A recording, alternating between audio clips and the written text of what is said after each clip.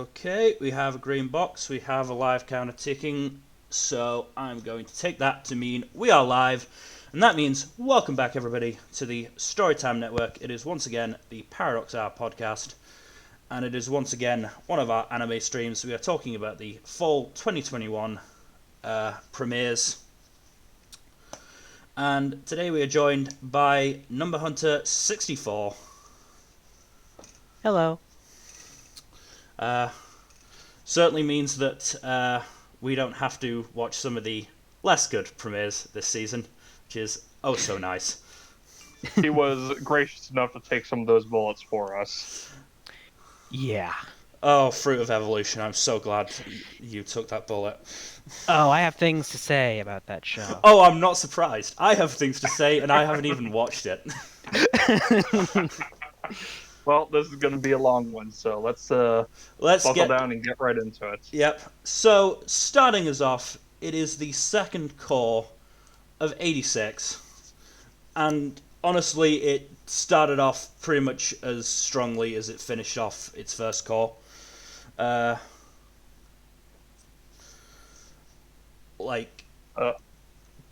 mean, I love Rebellious Lena and her red streak. Yep. Really good shit. And the fact that she really is just full on, like, fuck your shit, I'm not gonna listen to anything. Yeah. And also the fact that she is gaining, like, a group of similarly aged people who do seem to agree with her that, hey, the 86 are people, and, you know, they should do all they can to actually, you know, make sure so they survive. Mm-hmm. And that was very much just a, you know, that part of the episode was very much just a, oh hey, look what Lena's doing, you know, she's got a new squad. The squad captain is a very cool design, and that is, I'm saying that solely because of their heterochromia. Yeah, one of my favorite bits of character design, honestly. It's a fun design choice. And I'm not saying that just because I'm Totodeko trash as well, but, you know, it helps. But the big part of this premiere was the second part where, hey, as it turns out, Shin and the gang did manage to survive. Yep. Against all odds.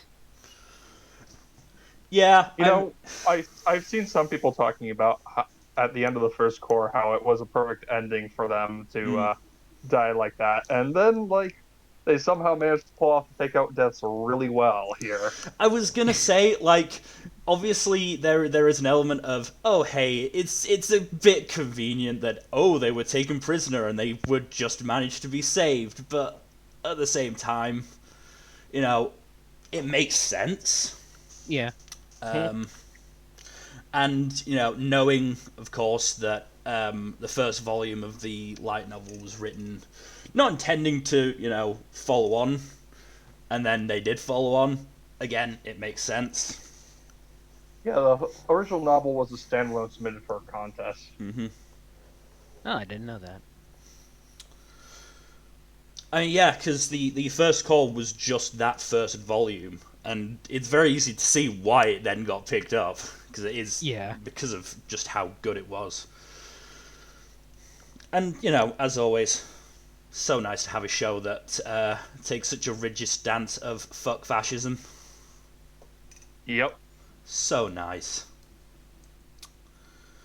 But we are introduced to the Federacy of Giard and their president.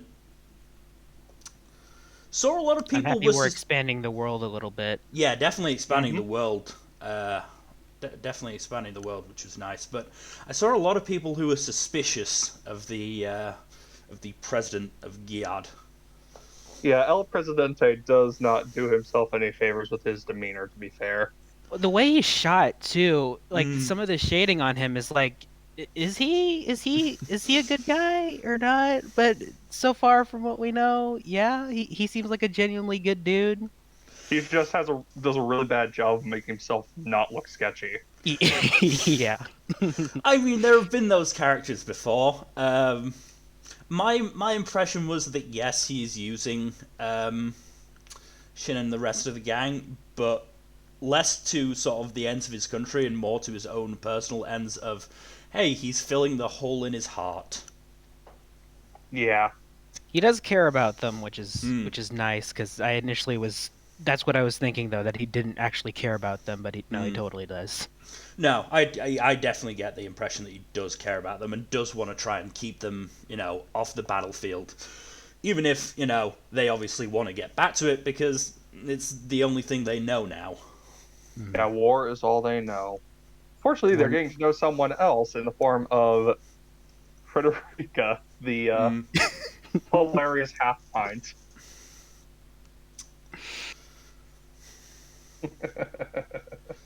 I love her. She's a fun character. Oh, she She's is. Great. She is a fun character. But yeah, that is pretty much the premiere. It was a very solid premiere. Very solid, very, very enjoyable, and I can't wait to watch more. Yeah, this is good stuff. Definitely one of the strongest shows of the season. Yeah.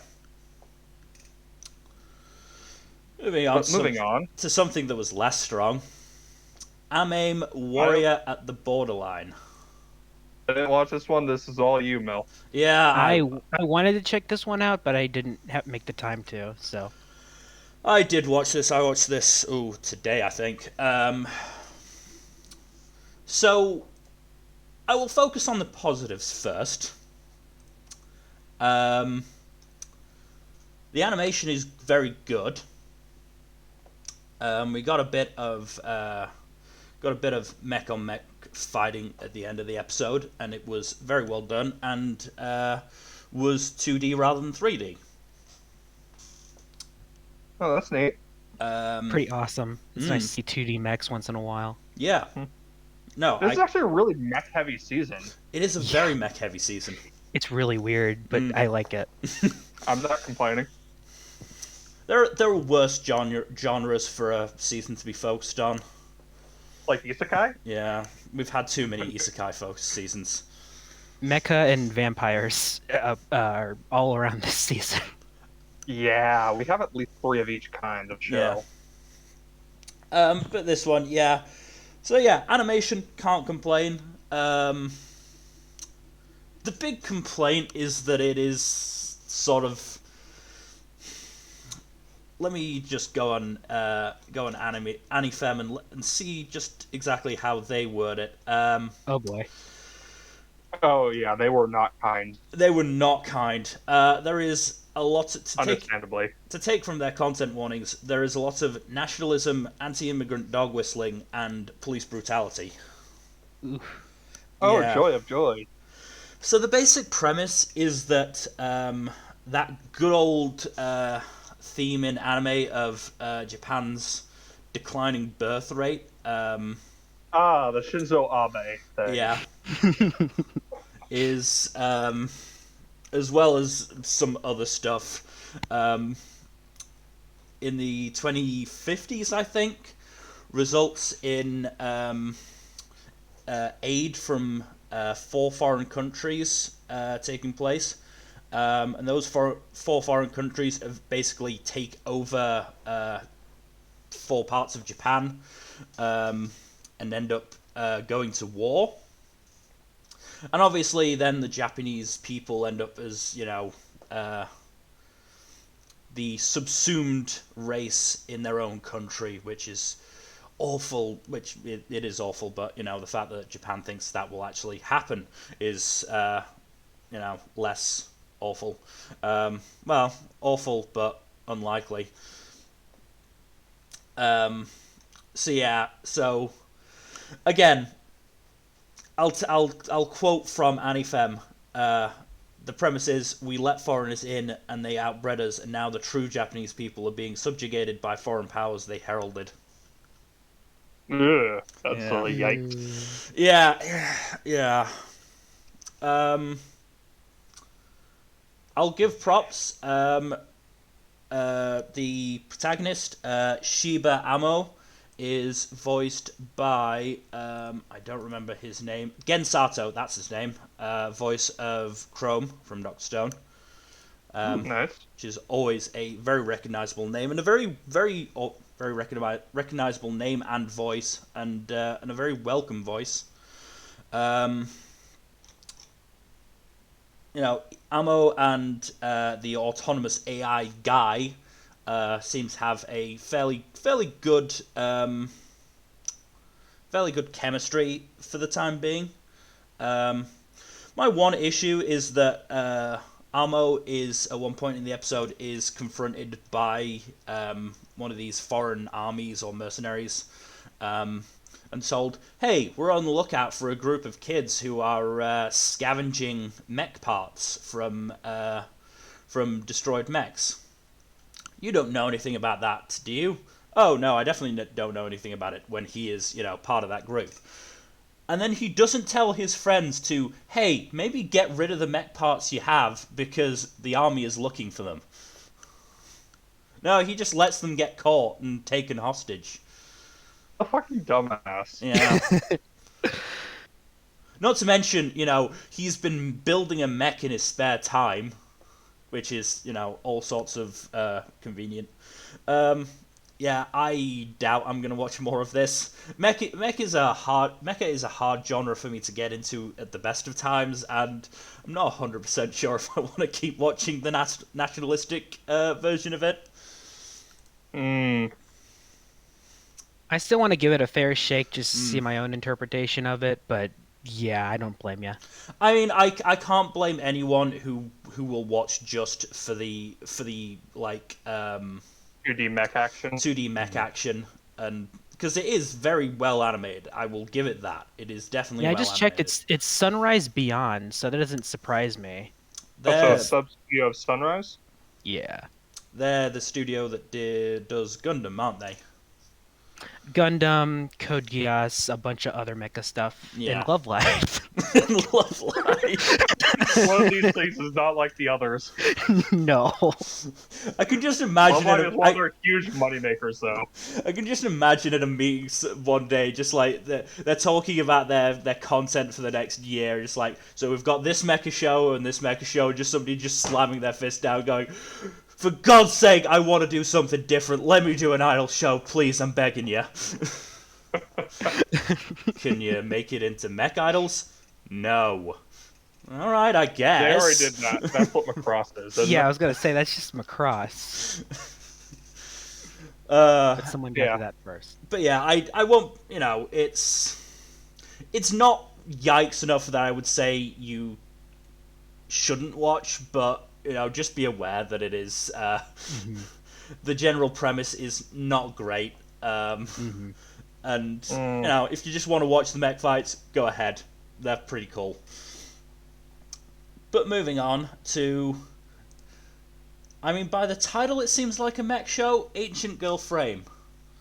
It kind of is. It also has some idol stuff in it for some reason.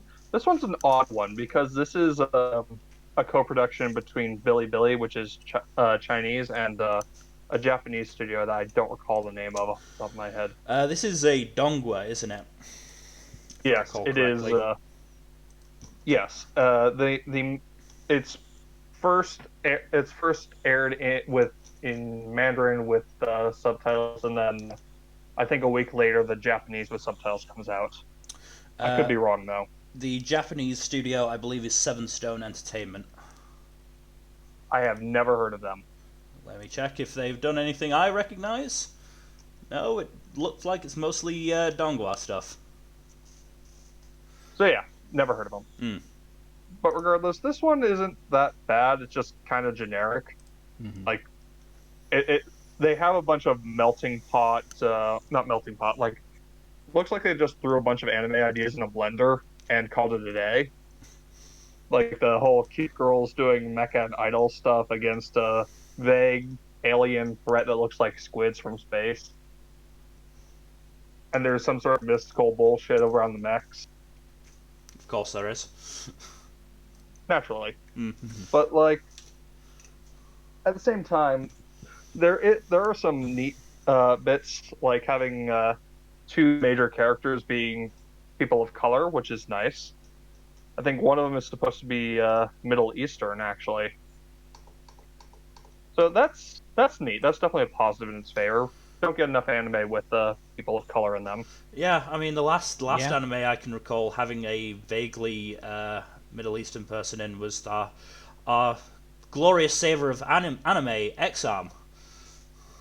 God damn it. I know there's one this season that has a person of color in it, but I don't remember which one.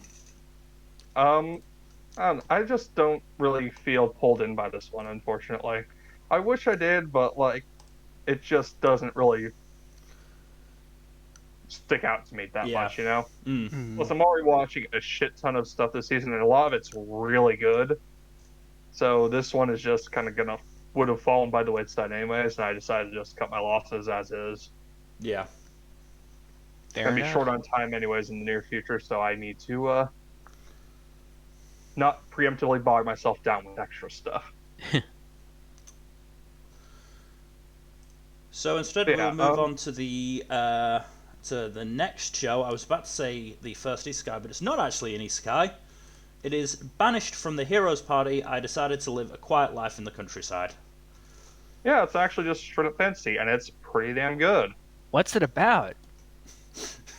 Well, as you can gather from the title, it's about a man who is banished from the hero's party by the group mage and decides to live a slow life in the countryside. No, really? I didn't see I that know. coming. It's shocking. It's shocking, I know. Biggest crazy. twist No, of the season. This one's. I will talk a bit about the second episode of this one because it adds a character who is central to the show, and like it's kind of hard to talk about the show without them. Mm-hmm. But the base premise is pretty neat, and it is really nice to have just a pure fantasy show when 90% of the fantasy anime these days seem like they're just isekais. Yeah. They also have like a kind of neat magic system that gets delved into in I think the third episode, but I won't talk about it until the 3 episode check-in, so I'll leave that off. No, but what really sold me on the show, the first episode was pretty fun, but what really sold me on the show was the second episode and the dynamic between the two leads, because they have such fantastic chemistry together. I've seen the girl on the right described as a post tsundere, which I think is a fantastic descriptor. She's basically just like gone past the whole soon part of that relationship and just is like really forward with Red, which is something you don't really see a lot in anime. It's like they're both very clearly into each other and they have fantastic chemistry with each other. And like she just they just have really good chemistry, and the second episode delves a lot into like their shared backstory, which definitely helps to give a good grip on the relationship and not make it feel rushed or forced or anything Yeah. when they meet up again and they start bouncing off each other really nicely. Yeah, having them have a history together definitely helps with their chemistry. That's good. But it's a really nice slice of life kind of fantasy show, but there's like it's kind of fascinating to me that the B plot is like the main hero's quest with the heroes and such, and wondering what the hell happened to Red or Gideon as they know him. It's also I am expecting him to be, dragged back in at some point. hard to say. I will say it's interesting that he's the older brother of the hero, who is she's interesting too, but we haven't seen a lot of her yet. It'll be interesting to explore the two main plot lines, though, especially with the contrast between them. Yeah. Yeah, definitely recommend this one. This one is an easy one to recommend, honestly. Okay. Moving on to the first of our Netflix shows, Blue Period. This is a good one. I have not yet watched this one. I definitely plan to. There is a slight caveat for this one. Yeah, I was about to say. This is definitely a enjoyable premiere. As we said, it is the first of 2 Netflix shows this season. Both are being released weekly, which... hooray. Holy shit. The world we live in now. Yeah. Crazy. I'm not sure if this was an issue for either of you, or for you, Jack, but Netflix seemed to struggle to give me full HD when I was watching. No, my issues with Netflix simulcasting applies to a different show. Yeah, we'll get onto that one. But otherwise, yeah, this was an enjoyable premiere. Yatra seems like a nice boy for the most part. And he does have a couple of dickhead moments. We will definitely discuss that, but the other characters seem fairly good. Really like the art teacher, Saiki. God knows it is a rarity for us to have a good anime teacher, but Saiki is definitely one of them. The other characters of note are Yuka and what's her face, Maru Mori. Both of which, interesting, and I'm looking forward to seeing where this goes. The big issue, and I hope it's not going to be an issue going forward, because it does seem like this was a reaction to Yatara being basically at his lowest point, and just a full-on jealous reaction. He does engage in some dead naming at the expense of Yuka, who is, as far as I know, trans.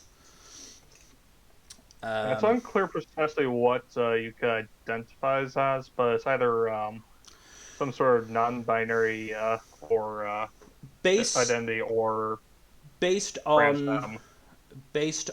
their dead name, on their current name, and from the reading I've done on the Blue Period wiki, I believe they are trans female. Makes sense. And yes, Yuka is the name that they want to be known by now. And the fact that Yatara is apparently her childhood friend and refused to do that is, pretty horrendous, to say the least. Yeah, pretty fucking dickish. I'm willing to give Blue Period a chance, because as I said, the circumstances are that Yatara is basically, at his lowest point. He doesn't consider himself a, gifted student or gifted child, but he's basically just drifting through life. He's got people who he doesn't consider himself friends with. He is just acquaintances with. He spends so much of his time studying just to get into university that his parents can afford.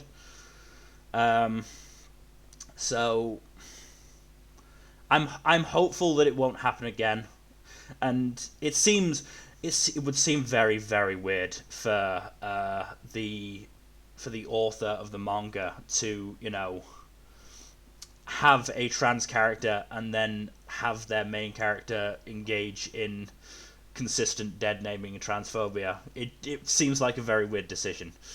Mm-hmm.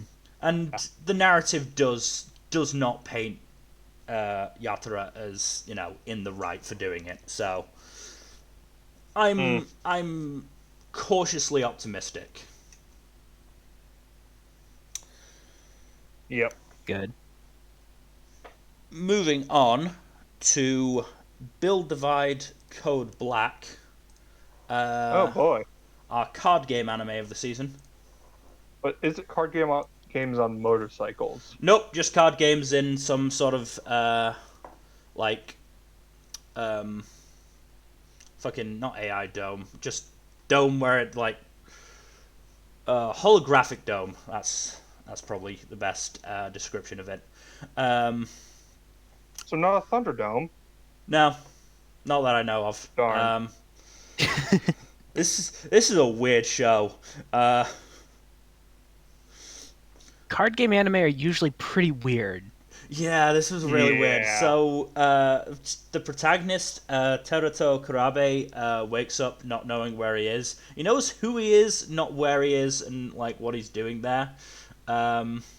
He basically runs into the other protagonist, Sakura Banka, who is being chased by some dude because I'm fairly sure he lost in a card game. As you Wow. do. Of course. And He the takes dude. card games very seriously. Yeah. When Sakura like bumps into Teruto, he drops his bear-shaped bread, which the dude then like just stomps on. So Teruto decides to summon a Grim Reaper and nearly kill him, I think. I don't know.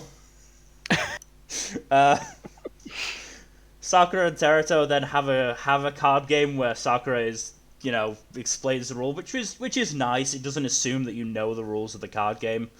I'm still not sure I know the rules of the card game, admittedly, but I have a better understanding of them than I did before.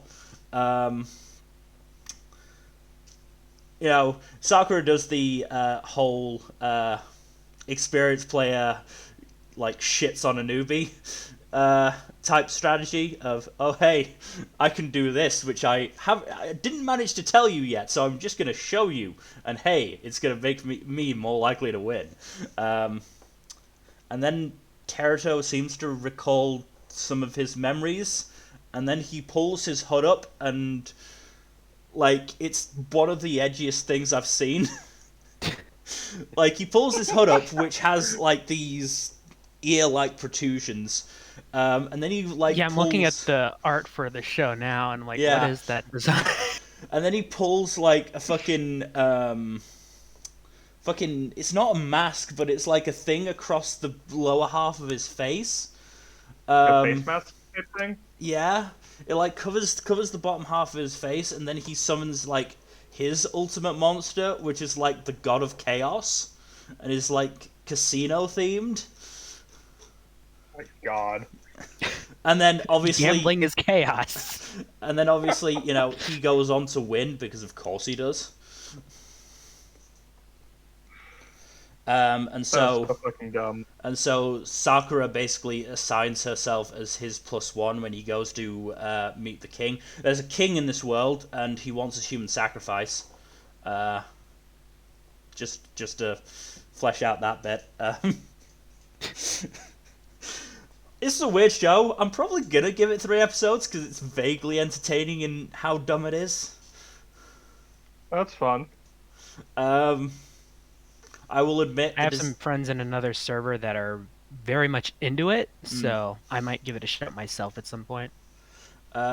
the design of Sakura had me describing her as not Hikari in my mind, because she's got a vaguely star-shaped pin in her hair. I'm looking at her right now.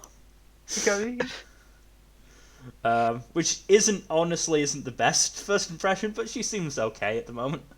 I hope she still gets to play card games, because it is a little iffy for her to lose the first game in the anime and then go, oh, you're clearly better than me, so I'm gonna attach myself to you. Especially considering it's a male character. But we'll see how. We'll see what end of the anime female character this ends on. Moving on to Deep Insanity: The Lost Child. So you know how Made in Abyss is a really good anime about people descending into the depths of the earth and dealing with horrendous monsters? Yeah. Mm. This is Diet Made in Abyss, except it tastes terrible. Ooh. The animation is just so bad. And the characters are all really generic. Like, the protagonist literally joins the Explorer group because he wants to be a hero with no other real motivation. I mean, that managed to, drag Shinra through 2 seasons of Fire Force. Yeah, but Shinra at least has an interesting backstory. This guy has fucking nothing. Literally just went, I want to be a hero, and then did it. We're introduced to him having responded to a fucking PSA from the organization that is just like absolutely nothing like what the organization advertises. It's And not. like, It's, oh, that sounds neat. I'm going to be a hero doing this. it's not the most dynamic entry into the narrative, is it? Oh, it's not. Also, the one monster, like one of the monster designs we see, is just so horrendously bad in terms of CG. Oh. Like, I've seen some gifs of like Tesla Note, and it's worse than that. Oh, wow. Ooh. I mean, yeah, I'm going to have It's some just stuff like- to say about Tesla Note in terms of the animation, but wow, it's worse. Ooh, I thought Tesla Note was the closest we were going to come to X-Arm this season. It was just one CGI monster, but the rest of the animation is also really bad. Like very flat and lifeless, and there's not a lot of motion for most of the episode. Like this is easily the worst premiere I watched this season. That's strange. Silverlink did this. Did they get like their worst staff on it? I mean, Almost certainly. They're already they're working still on doing something else. they're still doing Jahi, and they're doing Greatest Assassin this season. So Yeah, this is definitely not the highest thing on their priority list right now. Yeah, clearly. fingers crossed they can shift some of those staff over to doing Beaufry season 2 at some point. They're working on season 2. I know. I also want them to do ones within season 2 at some point, but that's less likely. Yeah, they have Beaufry season 2. Our Last Crusade season 2, because that obviously needed to get a second season. Oh, and Misfit season 2. Yeah. Which definitely deserves a second season. But yeah, so like maybe tone down your output. We've already got one mapper, we don't need another, especially a less competent mapper. Yeah, no, they don't. Deep Insanity is probably it's part of a multimedia project, so I'm almost certain that they did this one just for like money, monetary reasons. Yeah, it definitely it's very much a big. It's very much comes like across as a C project. And we know what happened the last time an overworked studio took on a show for money. Eda 10, right? Yeah. Speaking of anime studios and money, though, the good old Yoshi Ufotable have returned with more Demon Slayer. Oh boy. More of that tax-free animation is coming our way. So the interesting thing about this one is that the first episode, while the rest of this arc is going to be basically just the movie cut up into 24-minute episodes. Yeah, the first episode of this is a new bit that is basically like the lead up to it, except it follows Rengoku. Which is good because I've got the spoiler warning up. We've all either read or watched Mugen Train, right? Both, yes. Yeah. Cool. Just making sure. Didn't want to spoil anything for anyone who hadn't. And I will say this now. Spoiler warning for Mugen Train. And it, everything that happens in it. It's a necessary thing because, hey, we really don't get that much of Rengoku in the actual arc. Mm-hmm. Which makes the whole narrative of him being this, amazing guy who we should absolutely miss once he dies is a little out of nowhere. Well, not out of nowhere, but, a little forced. Mm-hmm. Having that extra episode of him definitely helps give him a lot more characterization and focus. And it explains all the bento. It does explain all the bento, yes. I mean, while it's obviously a good thing that he is buying, giving all this money to this bento selling team of grandmother and granddaughter stops buying all their stock. It means they get to go home early, and I see that as an absolute win. They didn't go home early, though. They kept selling it. They had more, apparently. Yeah, what do they have going on in the background that lets them make all? I don't know. I wouldn't say disappointed, but I was personally hoping we would get the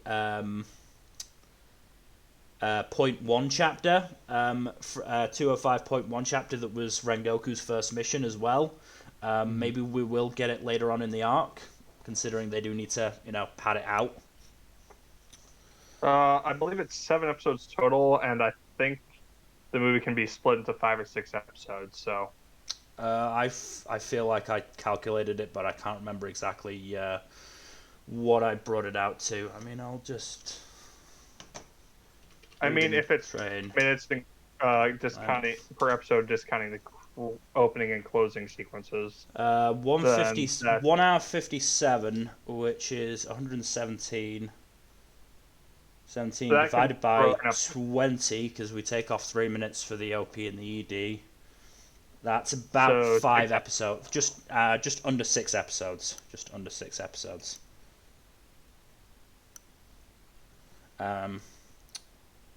So yeah, they'll probably be able to manage it. That said, that 1 hour 57 also includes, credit sequence there as well, but they'll figure it out, I'm sure.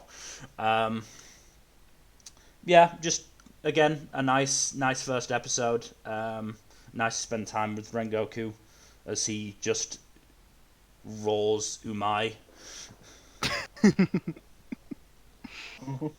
It's great. I mean, I don't know, like, his idea to use the, bentos that he'd bought to infiltrate the, the workshop was a really good idea. I question the workforce for just seeing this man with flame-coloured hair, white clothes with flames at the edge, and a sword, and going, that's your typical bento seller for sure. Have you not seen a bento seller before? I mean, I haven't. So maybe I'm wrong. Maybe I'm wrong, and they all dress like that. My instinct is that they probably don't. The slasher had a neat power, but it was always, very clear that Rengoku was going to curb stomp them. He's a discount speedster. Yeah. Yep. Yeah, I mean, a cynical person would say that this part of the season is fully cash grab motivated. And hey, maybe they need it if they're going to be forced to pay their taxes. Who knows? This tax-free animation doesn't come cheap. They got to get those Blu-rays out. They're going to be selling Blu-rays of the same thing, and people will still buy both. Oh no, 100% people are still buying both. Demon Slayer is the new gangbusters selling anime manga property, so... Yeah, moving on from one massive franchise to another. Digimon Ghost Game. This is my ballpark now. So this one, this is a little weird because we went from a reboot of the first series to a completely new one without any lag at all, which hasn't happened since the early 2000s. And that was and that second one was a continuation of the first one. So dang. Yeah, so it's a big jump, and it's a completely different art style because the adventure reboot reused the old designs. This one is a bit more on the more modern side of things, and it's pretty fun so far. It takes place in this futuristic city where holograms everywhere. People just love their holograms for whatever reason. I mean, just futuristic sci-fi love holograms. Yeah. Holograms are cool. Holograms are cool. really are. Though they're cooler when they're involved in card games. Oh, I don't disagree. Especially children's card games. Oh yeah. Especially children's card games played on motorcycles. Yes. Um, but yeah, so but eventually rumors start spreading about these holograms that are attacking people somehow. And it turns out that obviously they're Digimon, and our protagonist hero, after his father just disappeared, it left a hole in the floor and some interesting watch-looking thing. And he has no idea what happened to his dad. But he picks up the watch, and turns out it's a Digivice, and he meets his new little brother, Gamamon. And a hologram of his dad just says, "Hey, I'm in the digital world. Here's your new little brother. Take care. Bye." And Nice. doesn't really explain much. Don't know what his dad's deal is, but he's pretty funny. Because he also did that Joseph Joestar thing of, "I knew you were going to say this," because it was just a recording. Yeah. For some reason, very funny. For some reason, I'm imagining that it's going to be a Detective Pikachu situation, and Gamamon is going to be the dad. I could see something like that, like his dad is a Digimon now. I don't know about Gamamon though, but that'd be pretty funny. Sounds funny. Yeah, but it turns out that Gamamon has the ability to fight holograms, or the one hologram that was attacking people, which was a Digimon. And it's up to Hero to figure out what the heck is going on, what the digital world is, where his father is, and solve some mysteries along the way. And I'm enjoying it so far. It's the animation's a little eh. It's not bad, but you can tell that it's mostly outsourced because Toei just has like a million things going on between One Piece, Precure, World Trigger, the new Dragon Ball movie, the new One Piece movie that hasn't been announced yet, but we know exists, and among other things. Obviously. Yeah. So I didn't think it's a little sad because Digimon has the last series got the short end of the Toei stick as well. But hopefully we can get some good stuff here and there. But that aside, Toei is a big studio though, so at least they can probably handle it decently well. Oh yeah, and there'll be gorgeous episodes, no doubt. Adventure had those as well. It is a little bit of a shame that they got the short end of the stick, but it is what it is when you're even when you're a big studio as big as Toei, you can only do so much. Yeah. But animation aside, it's still good. It's very fun. The music's pretty good. Gamamon is adorable. Everyone loves him. Looking forward to seeing where this one goes. It's going to be a long runner, so it can go either way, but it has an incredibly strong start. So That's good. Toei, please learn to make seasonals. You've done it with World Trigger out of necessity, but please do it with other shows for your animators' sake. Yeah, but it is what it is. Oh yeah, they're also doing Die, of course. I forgot about that. They're also doing Die.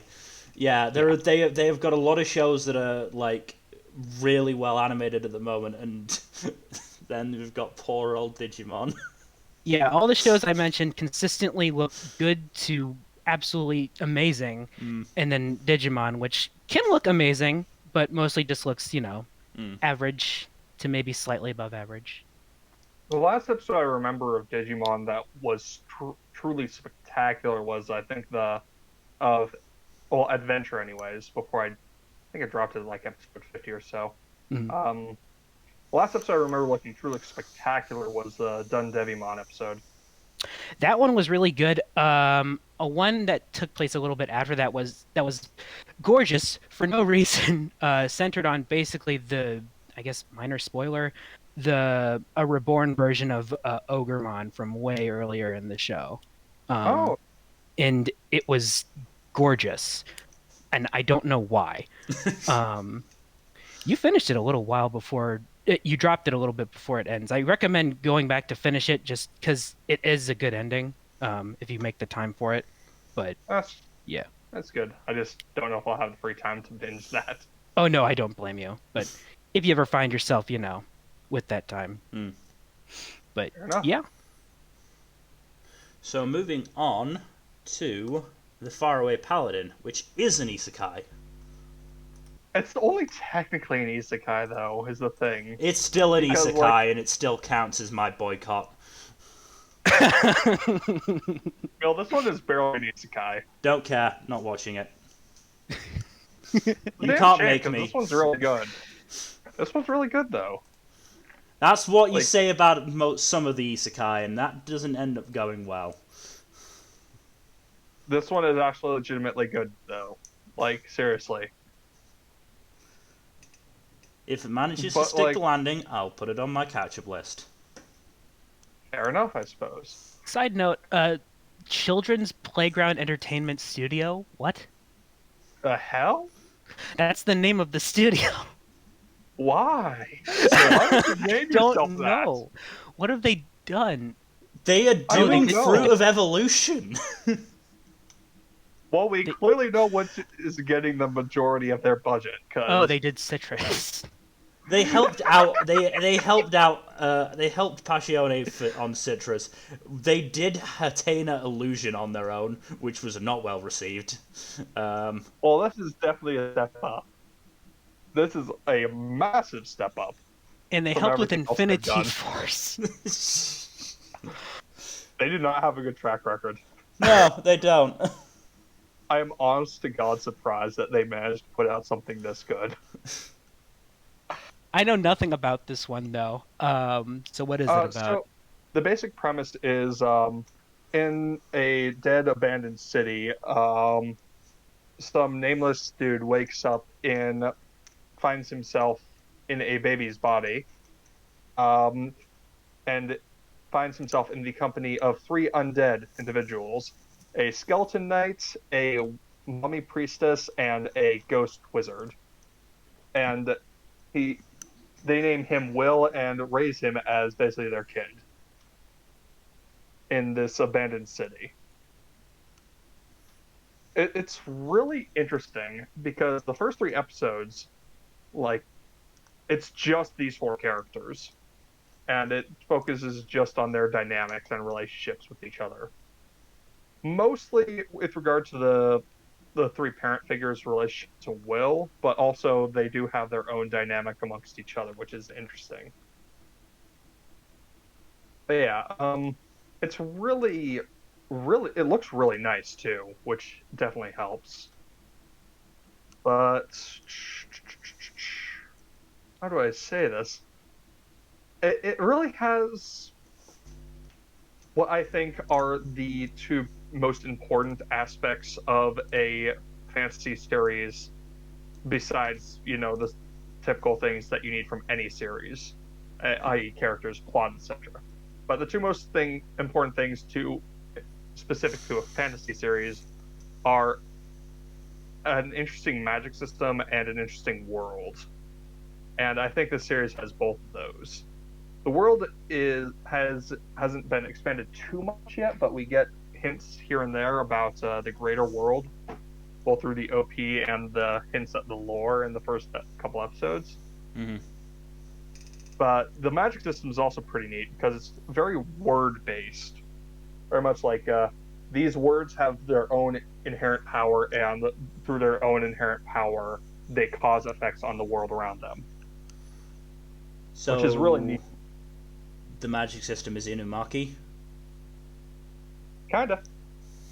It's very specific magic words, though. It's not like So you're not saying like, it's not an anime full of people talking in rice bowl fillings and the subtitles translating for us?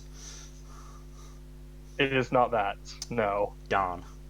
Have to wait for the Jujutsu Kaisen spin-off for that then. Yep. Sorry, dude. Eventually, Yeah, Akutami will draw a 4-coma of an Inumaki family reunion, and it will be glorious. Oh, on another note, Yui Horie continues her repeated roles, because I've seen her popping up so many times in the past several seasons. I mean, she is in 4 shows this 3 shows this season. No, 4. 3 shows, but 4 roles. Yeah. She's 2 people in 1 show. She was Kaginado, which is not something we're covering. Yeah. 4 shows in summer, only 1 in spring, 3 in winter. So yeah, she's had a busy year. Mm-hmm. Yeah, but I really like her role here. She does really great as Mary. But yeah, no, this is a really good one. I definitely recommend checking it out, and I wouldn't say it's the best of the season, because there's like 3 or 4 shows I'd definitely rank above it, but it's still high up there.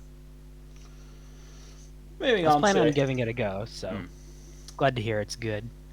But moving on to a show that is nowhere near as high on the seasonal ranking list. The Fruit of Evolution.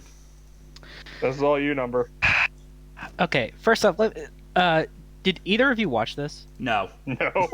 Oh, I've read the preview guide from ANN and AniFem, so I know vaguely what it's about, and yeah, I wasn't touching that one. Okay, so I'll start with, this is another isekai, of course. It's not a good one, though, unlike most of the ones this season. So it starts off with this kid, this overweight young man who isn't particularly attractive, being bullied by his classmates for no real particular reason aside from those. And then all of a sudden, the principal contacts the students of the class and says, "Hey, you're being sent to another world. Here's your skills," or whatever. It doesn't really explain what our main character's skill is, I don't really think. And he's sent to the other world, but for whatever reason, oh right, he was sent in late. He was sent in late for some reason, and the other students are apparently recruited by this world's kingdom to be the heroes who slay the demon king. You know the spiel. Yeah. Meanwhile, he just ends up in the middle of a forest, or a jungle or whatever, and he basically has to survive on his own for a while. And he steals fruit from a bunch of very intelligent but shitty monkeys. And he eats the fruit, even though it tastes terrible, but he has to survive. Apparently, this is the fruit of evolution, and it gives him a lot of skills and abilities, but doesn't increase his overall level. It doesn't really explain how it works. He eventually meets this giant gorilla, this giant pink gorilla, who she fights him, and this show's so weird.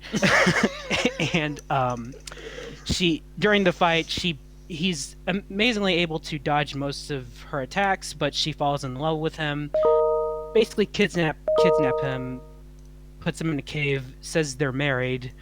He obviously objects to this. What the fuck? Yeah.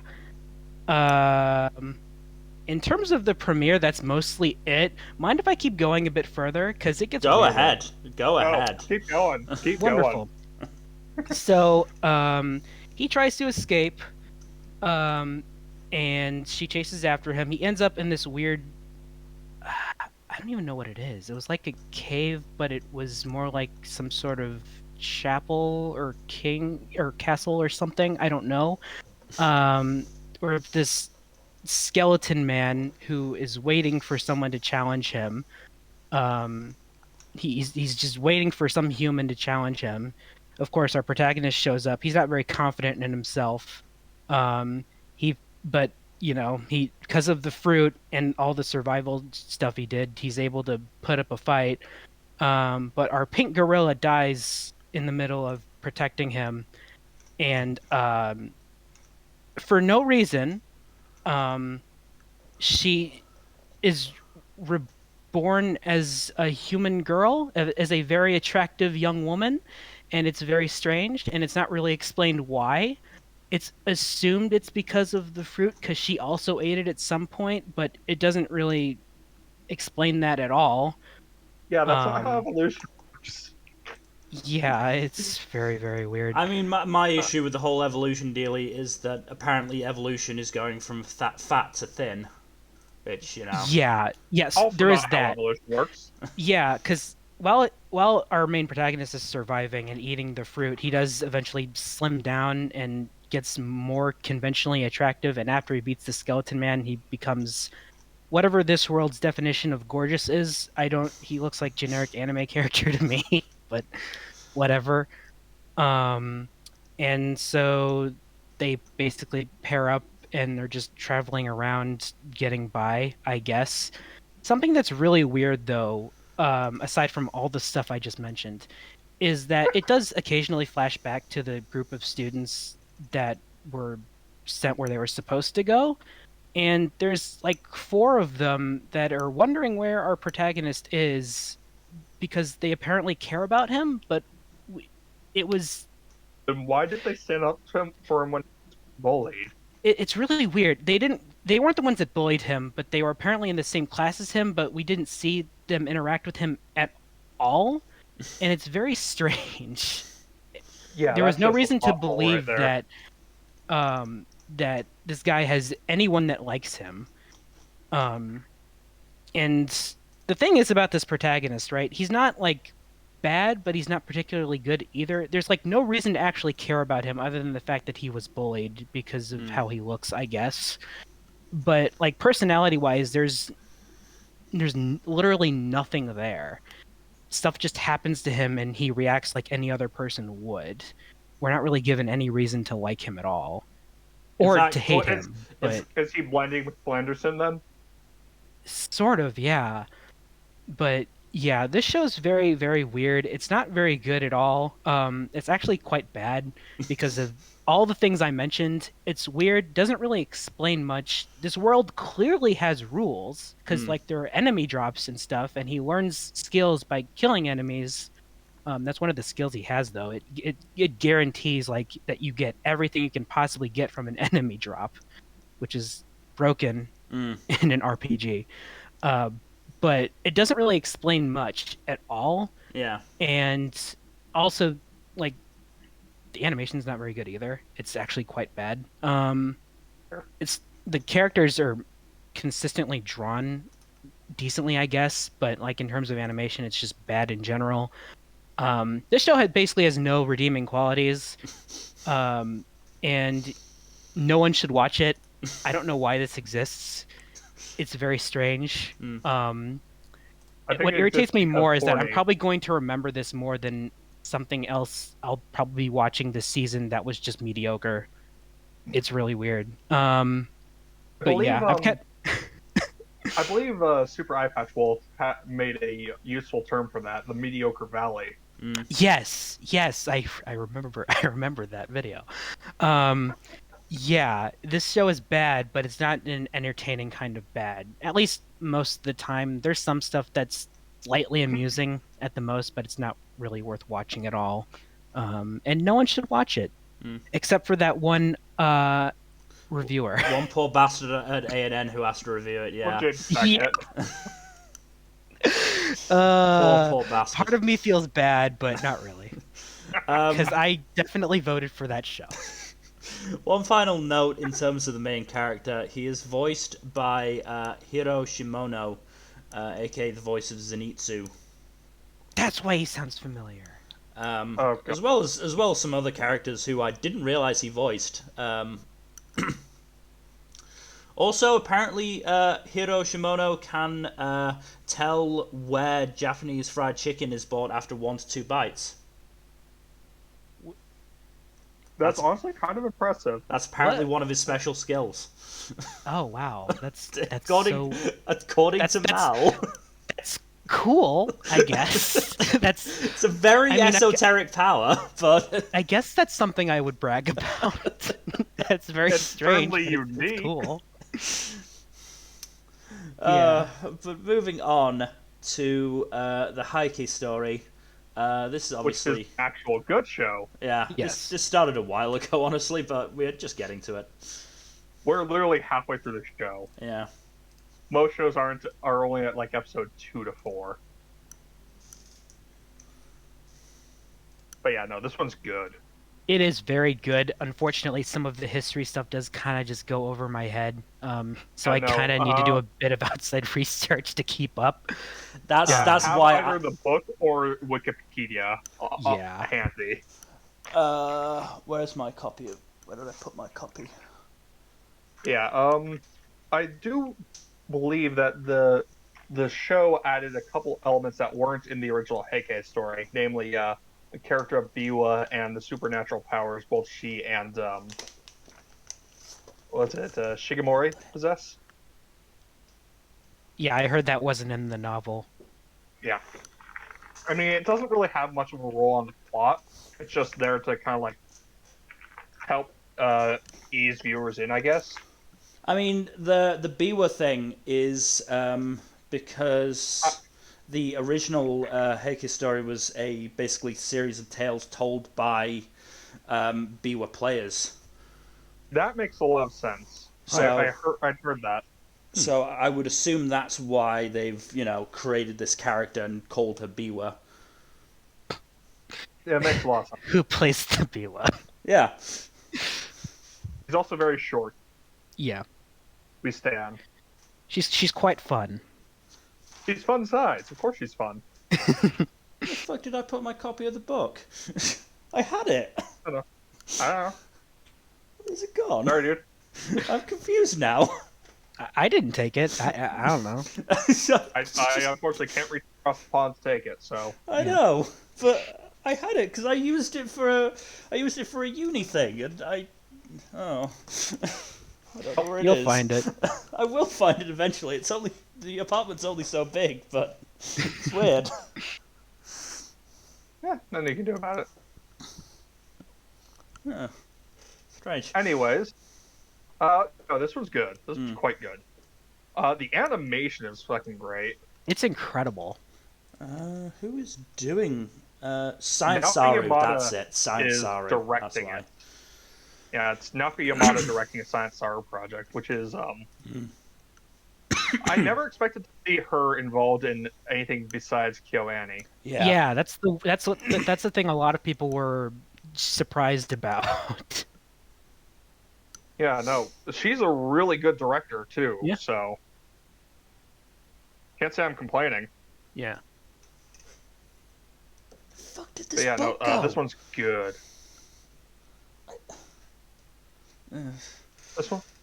Yeah, I'm looking forward to watching this. Historical stuff is generally my shit, and especially, stuff actually set in Japan. I did my undergraduate dissertation on history and folklore in anime, and manga, and video games. It would have been great if you could have added this one in. Yeah, that would have been really, really nice, but alas, not to be. Had to settle for young Nobunaga instead. I mean, hey, it was a very historically accurate anime. I'll give it that. I mean, didn't you also use Golden Kamuy in that? I used Golden Kamuy for the manga bit, yes. That's amazing.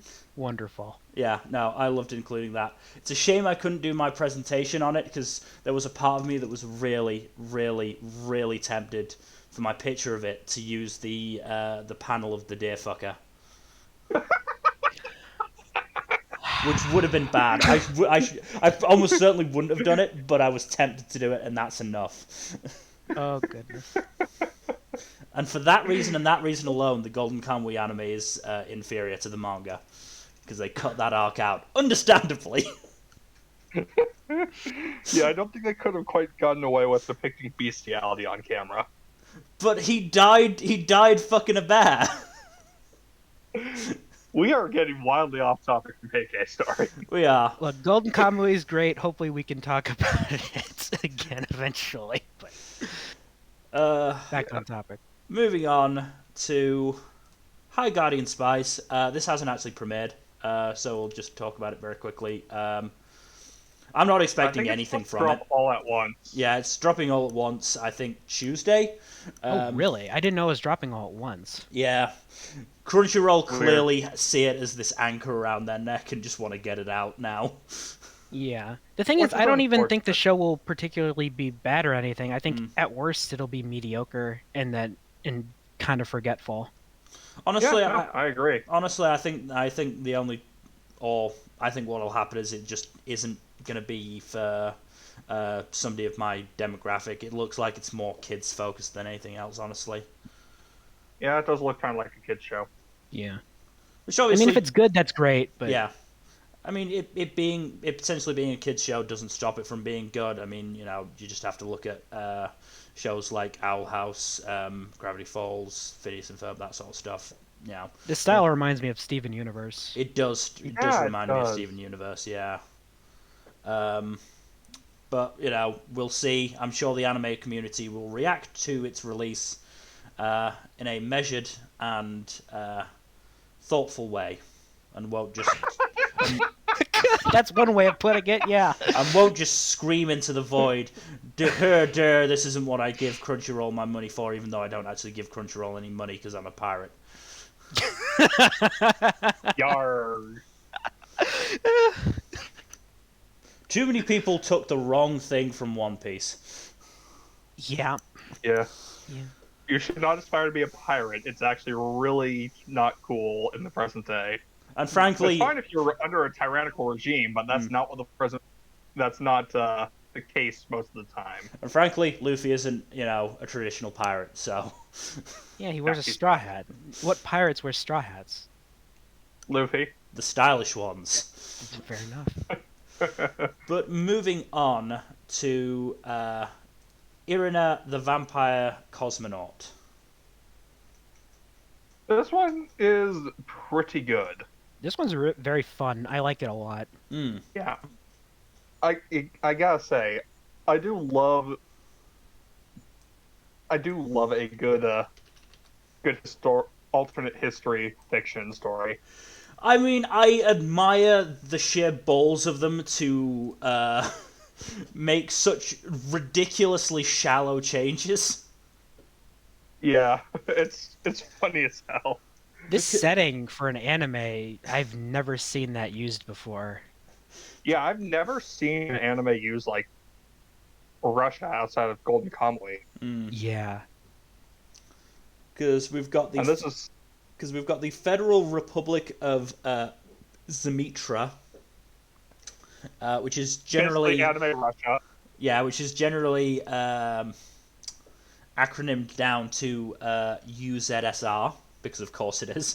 The first time I saw that, not really realizing that it wasn't actually Russia and the US, I was like, I'm fairly sure the USSR didn't have a Z in it. That's a point off for you, anime. Oh wait, you're just making this shit up. Okay, I stand corrected. And then the United Kingdom of Amak, which is just the US and the UK brought together in one shitty sandwich. Which is the shittier part of the sandwich, do you think? They're both as shitty as each other. I was gonna say, is there really that much of a distinction? There really No, isn't. it was a trick question. They're both awful. I mean, to an I extent, say as an American. to an extent, the US had a chance to get away from the shittiness and decided, you know what? No, we're going to be just as shitty. Yeah. So yeah, it's an interesting show. Stars Koki Uchiyama in a role that I would not have imagined for him, because he is the main character Lev, who is quite cheery, which is very much against type. I do like Lev, and I love his dynamic with Irina. It's really nice. It is the core of the show, so I expect them. They kind of have to nail it, but I am glad that they do. Now, Lev seems like a good boy. There was something I felt like I was going to mention. I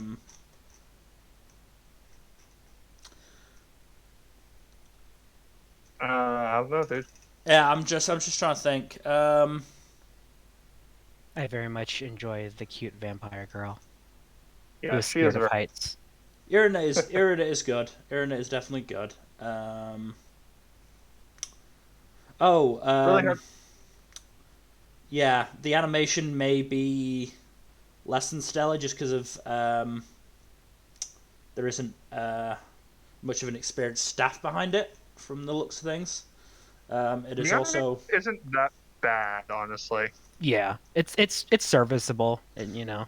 To be fair, it doesn't seem like a series that needs good animation, but it's just something to point out.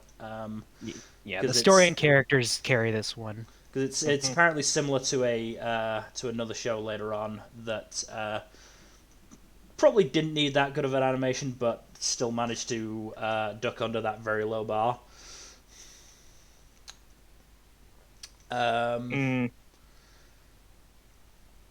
Yeah, it'll be interesting to see. Oh, that's right, the fucking weird caviar scene. Oh yeah, yeah. with the teeth. What the fuck was that about? I guess Lev just really likes watching her eat. And the animators like anime, I guess. I don't know. That was the best animated part of the episode.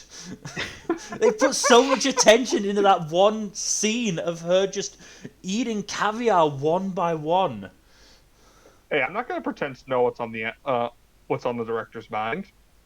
I have a good idea as to what's on their mind, but I'm not going to pretend.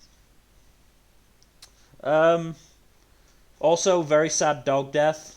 Oh yeah. Oh yeah. Poor Marley. Rest in peace. They had to name it fucking Marley. God damn it. I just realized that. God fucking damn it. They had to name it after one of the saddest dog movies.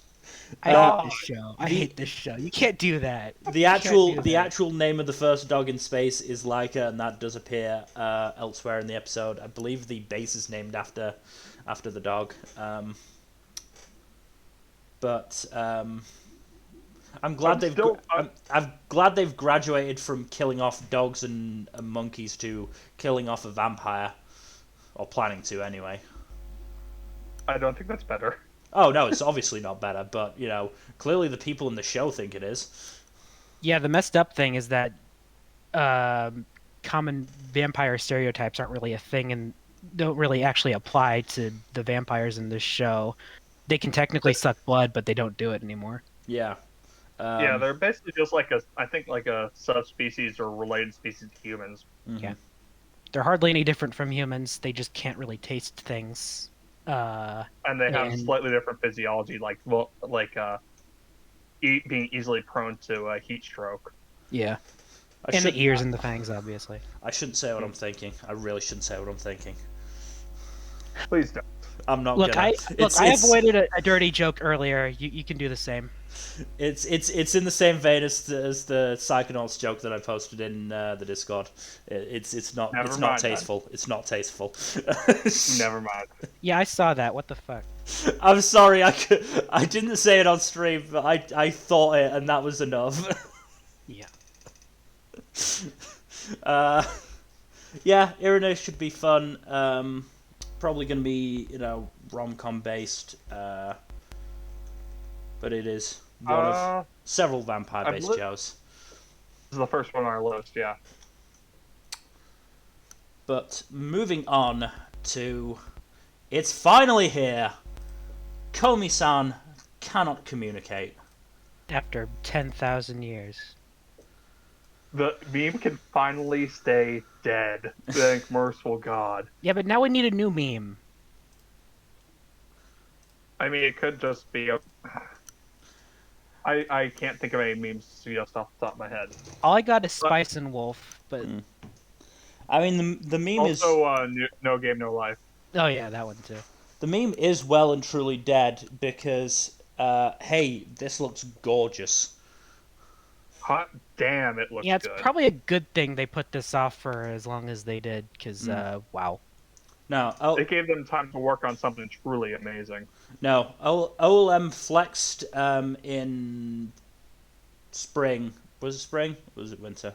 Was on Taxi, yes. Was it spring or winter? I can't remember now. Spring. Spring. Taxi was spring. Yeah, it was spring. So they flexed their storytelling ability in spring, and now they're flexing their bloody animation muscles. They're doing a fucking amazing job. Yeah. So, like my legit only gripe with the pilot episode is that is with the localizers for not translating a bunch of on-screen text. Okay, so there's two main examples of that. One which I think is justified, and another that I am a little frustrated that they didn't do it. The one that I feel is less justified is the one with Tadano's backstory. Yes, that's the one. That's the one that where by not translating it, they kind of ruin the joke. Because it's a little weird. Because the whole joke is that Tadano did pretty much everything he could to stand out in middle school, and it basically just embarrassed the fuck out of him. He was a cringy chuny. Yes, a hilariously cringy chuny. And so unfortunately, Netflix didn't translate that. Yeah.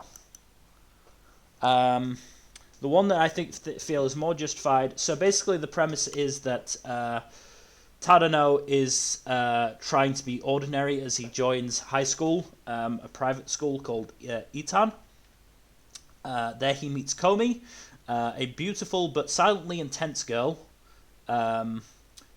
The rest of the class fawn over her so much that Tadano, who is sat next to Komi, gets knocked out and wakes up to hear Komi go nya, because yay. Komi's adorable. Komi is adorable, and Tadano realizes that Komi suffers from a communication disorder, and the two start talking via writing on the blackboard. And Netflix does translate the vast majority of the blackboard text, except for the very last bit, which is basically when they have filled the whiteboard talking about basically just small talking. And that's why I think it's slightly more justified, because honestly, it's not a necessity to know what they are saying. It just matters that they have been talking. Yeah. I will say that the most important bits do get translated. Yes. No, and the vast majority of the blackboard text does get translated. It is literally just that bit. And there is so much that honestly, unless they were to actually superimpose a translation over the blackboard, they wouldn't have been able to do it without, it feeling very clunky. One thing that kind of bothers me, though, and I mentioned this previously, is that I feel like Komi should speak... Komi's voice should be saying what she's writing on the board. Yes. That is the tact that Senryu Girl went down, and it did work quite well. And I think it was better for it. Yes. I mean, we will see if they add that in later on. But certainly, they have to add it in somehow, I think, because it is gonna be quite difficult. I mean, this did seem like I watched this with the first volume of the manga open with me. And certainly the vast majority of it was pretty much 1-to-1.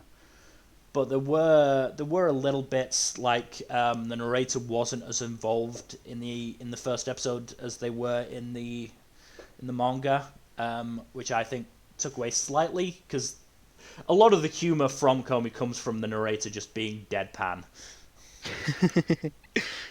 Just being super deadpan and revealing stuff that the characters don't know. But honestly, like that last bit of the episode. Yeah, that last bit of the episode. Why is there a ninja? Why not? I don't know. The ninja is the least of my concerns. Genuinely, there is a worse character. There is a worse character coming up. Oh yeah, we'll get to that when we'll cross that bridge when we get to it. Unfortunately, we have to cross that bridge. But yeah, it's a good adaptation so far. We'll see how it continues on.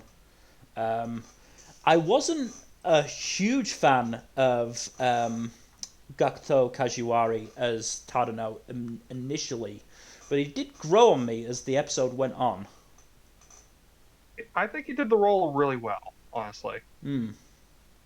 I must admit my preferred casting would have been Junya Inoki, but I also love him, so I'm slightly biased. I think Yeah, Tadano was fine. I think it was good. I do kind of agree with Mill though. No, I agree as well. But like, as great as Junya Inoki would be, I'm still happy with the voice actor they chose. No, Yeah, no, Kajiwari fine. did a good job. He did a good job, and as I said, he grew on me as the episode went on for sure. I just can't wait to get Najimi. Najimi's, I think, is the second episode, and they are great. Oh, it's gonna be fun seeing the loops the subtitle has jumped through.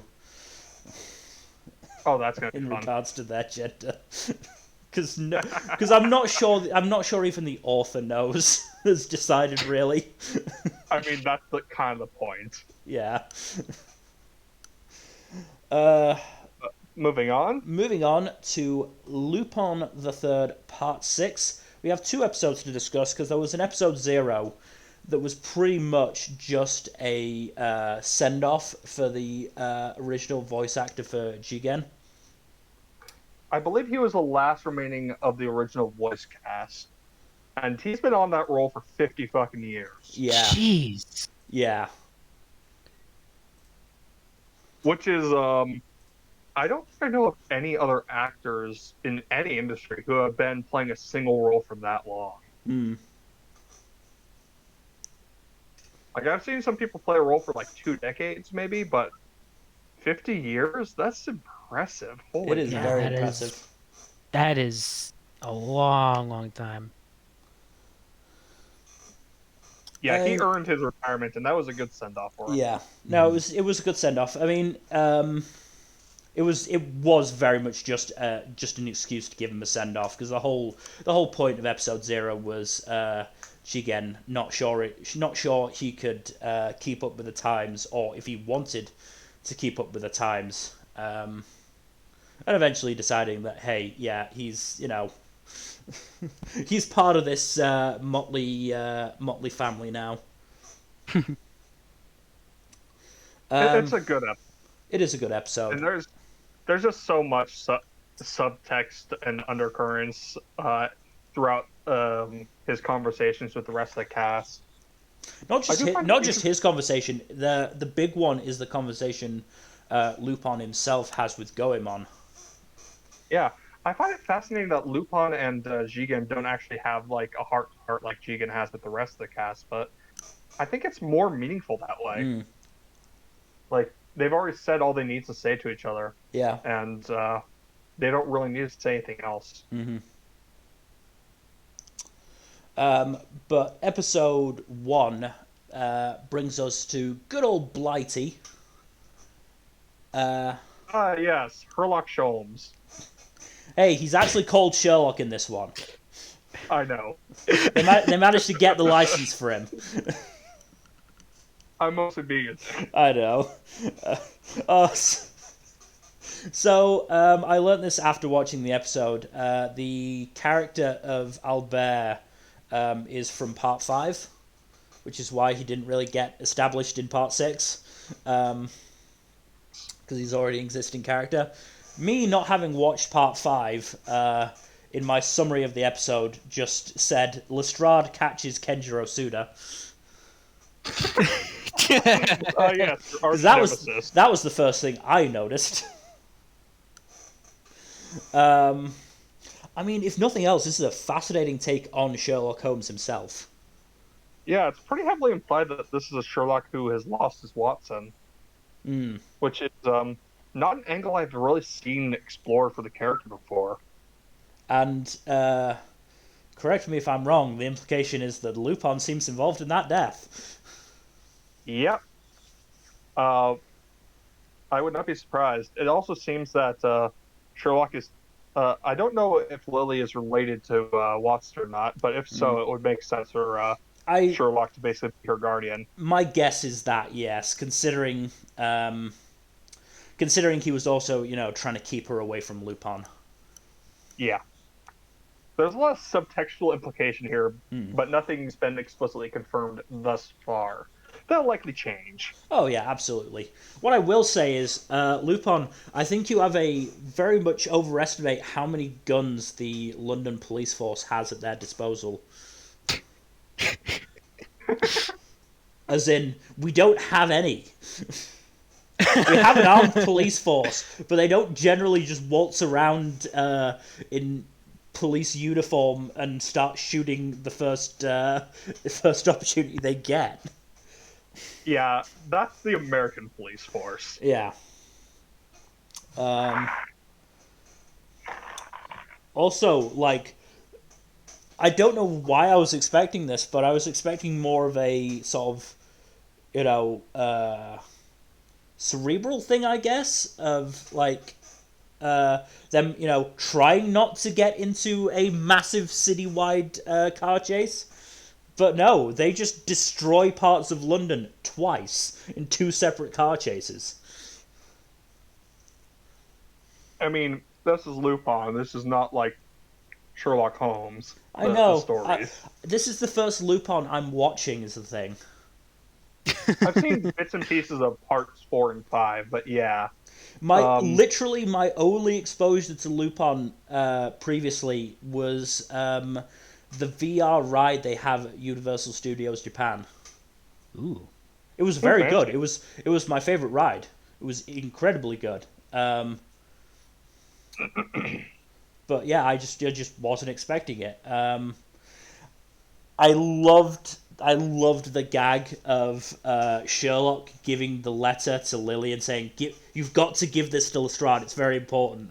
And then it just being a blank piece of paper, and just the stages of realization on Lily's face of just, wait, it's blank? What is that? That son of a bitch!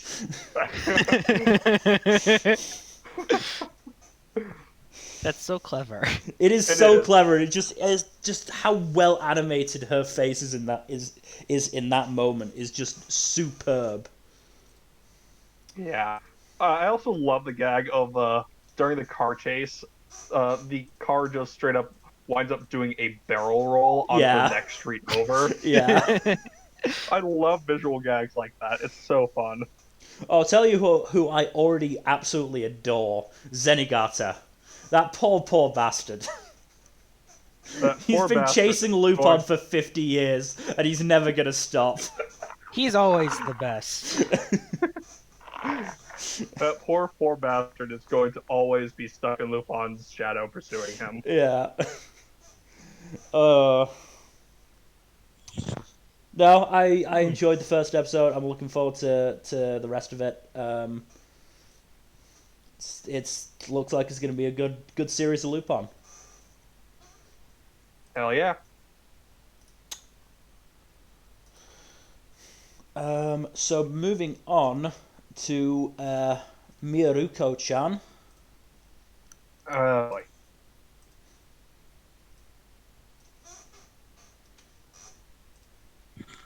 So this one has 2 obstacles for me. One, I'm not much of a fan of horror. And 2, the first couple episodes have some really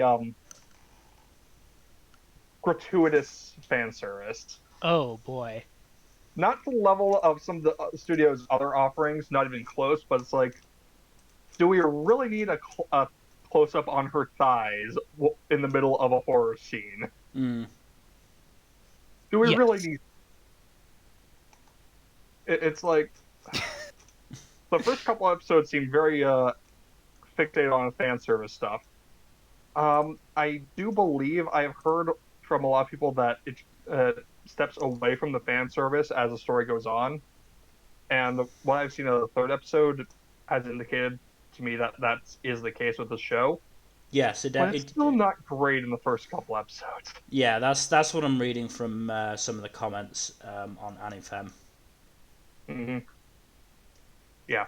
So yeah, if you don't like jarring fan service, then but you want to watch the show, you're gonna have to tough out the first couple episodes. But after that, it gets a lot better. I will say that I do find Miko as an interesting protagonist because her ability to be stone faced in the face of all this horrific imagery is actually kind of justified in story by her general demeanor and reaction to things. And she is also balanced out by her best friend Hana, who is a just massive ball of energy. They have a really good dynamic, and you get the sense that Tamiko really, really cares deeply about Hana, which is nice. It's always nice to have a strong friendship as a central focus of a story. Mm-hmm. I feel like this is a just the plot alone is really smart. Yeah, it's really interesting. It's a good plot. comedy setup. Mm-hmm. It works fairly well as a horror comedy, I think. Like, as I said, my biggest issues were with the jarring ass fan service.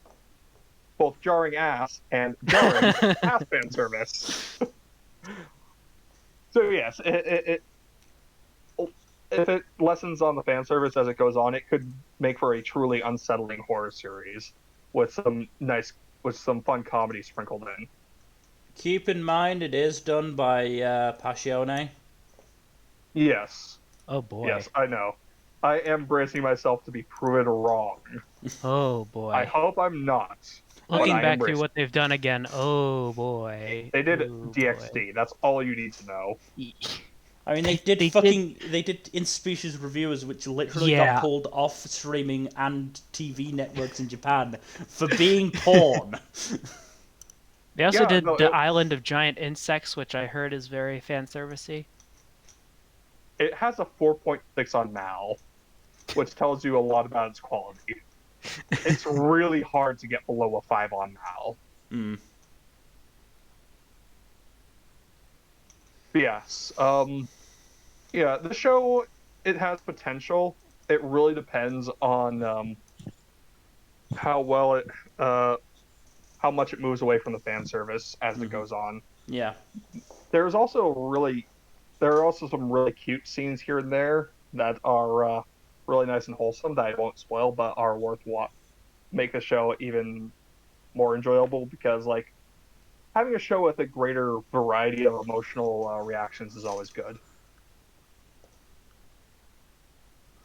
Yeah, moving on. Oh god, speaking of fan service.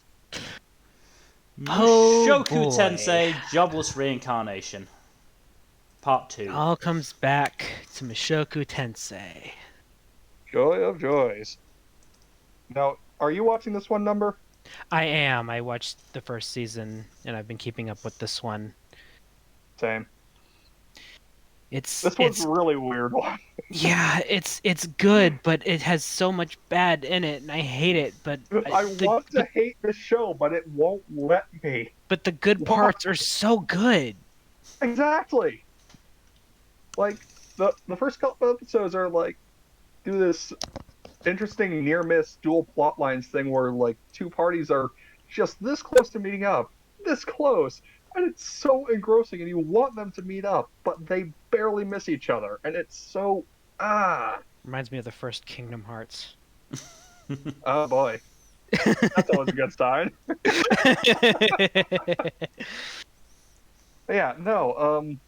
I also do, for all the gripes I have about like how this show relates to sex and sexuality.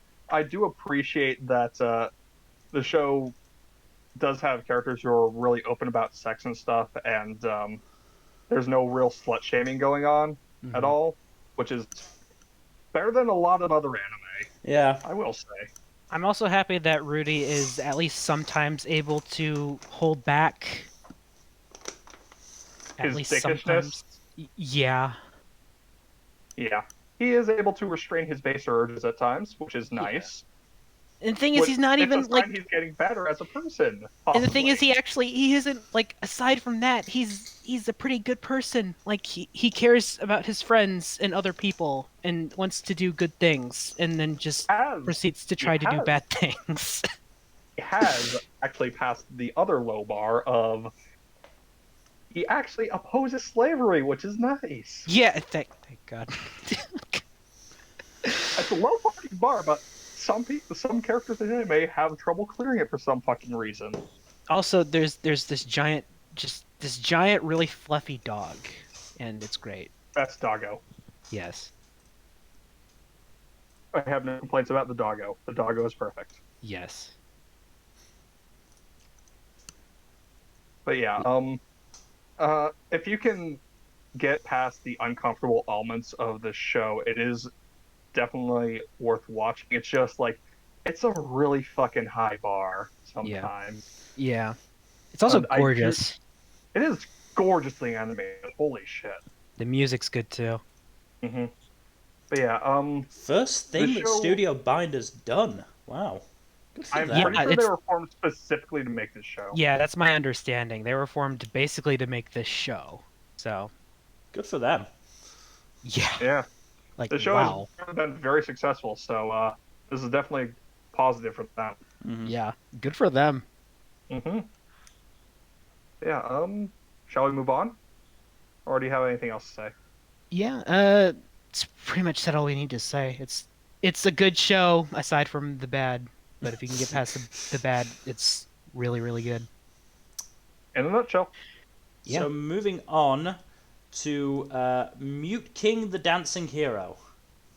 This one is interesting. I watched this today, actually, and it's probably the most colorful show this season. Ooh, nice. It does look very campy. Yeah. It's actually a reboot of an anime from the 80s, weirdly enough. Oh, shit. But it doesn't seem to have any actual connection to it aside from the titular Muteking. It focuses on our main protagonist who was suddenly forced to move to, I think it's called Neo San Francisco, because of course it is. Naturally. And it's hard to describe the style of this show, but it certainly has a style. It's incredibly colorful. A lot of people just are, for lack of a better term, just vibing. There seems to be a lot of music involved around too, and they're just a lot of people just enjoying themselves. There's also this guy that is definitely not Bill Gates. He absolutely is not Bill Gates at all. And his company definitely isn't Apple. But he seems to be the big bad, and we're not quite sure what his motivations are, but he seems to through his idols or whatever, the music turns people into like this ink stuff, and then they merge to become this octopus thing that just starts attacking everything, and it's very strange. And at one point, our protagonist sort of just accidentally becomes Muteking through the music that his new friend plays, I guess. And yeah, it's very weird. But very colorful, very stylish. I don't know if I'm gonna keep up with it, but it's a fun little time.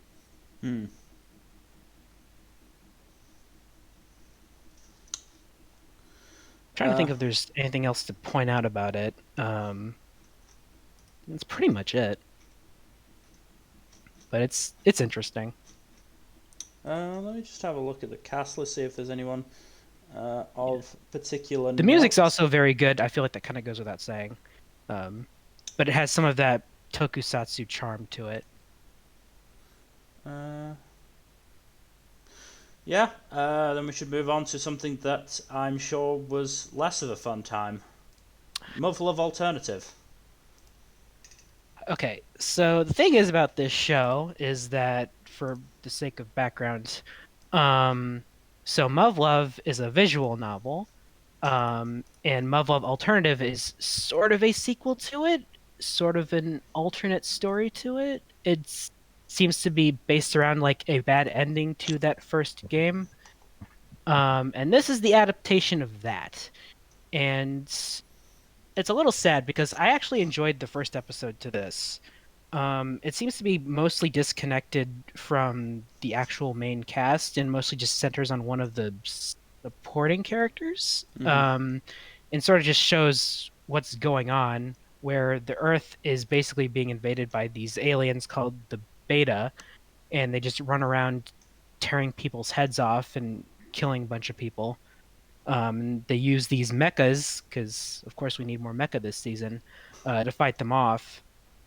Um, and it was a pretty good first episode for what it was. It pretty much demonstrates what's going on in this world, and how brutal everything can get.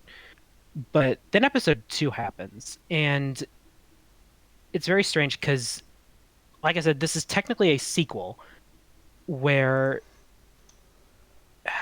where we see our protagonist who suddenly wakes up and realizes that he went back in time somehow, um, and somehow avoided the bad ending of the first game, I guess, where where the Earth was mostly abandoned and a certain percentage of the population was sent to a distant planet, but everyone else was left on the planet left to die.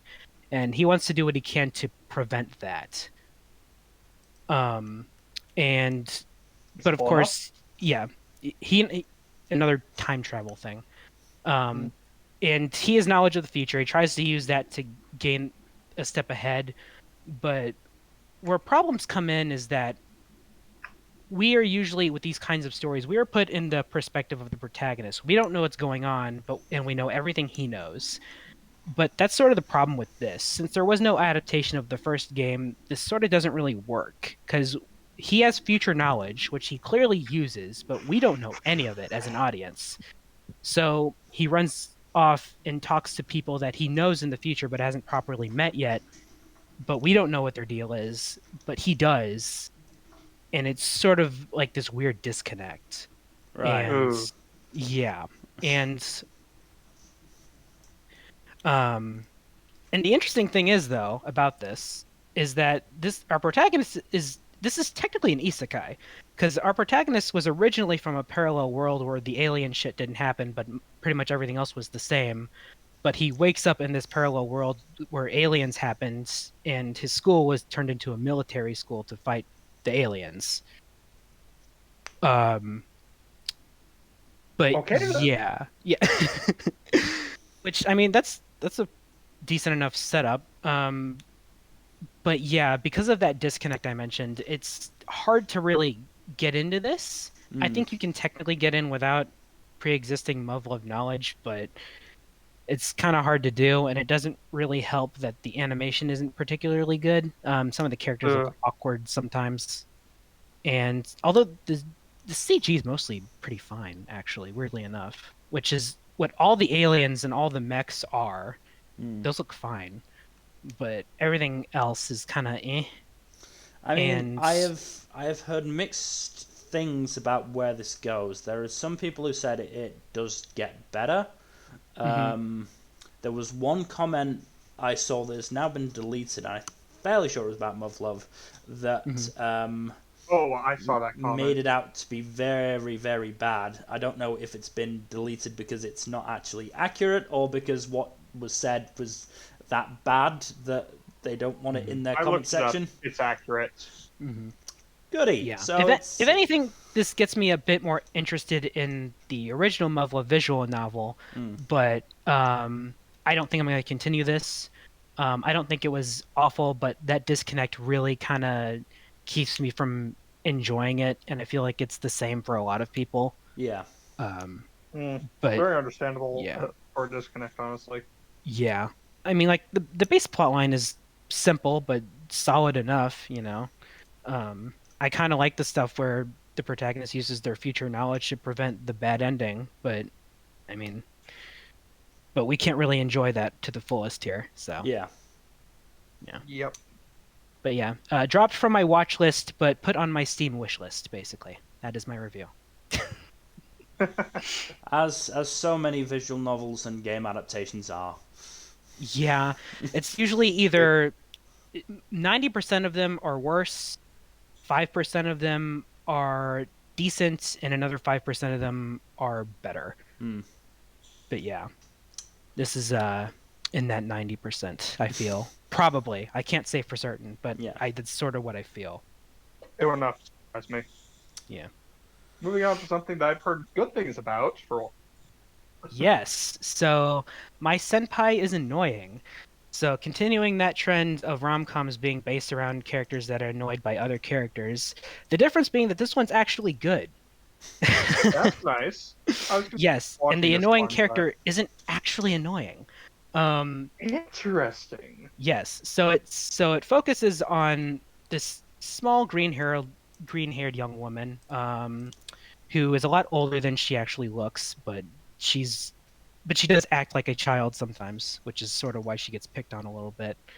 Um, as she worked as I forget the proper term for it, a company that sells things basically, and and the show's mostly centered around her dynamic between her and her senpai, who is in, basically the polar opposite. He is a very, very large man, a very kind man as well, who can be a bit loud sometimes, but he's also just the nicest guy. He Hmm. reminds me of my college roommate.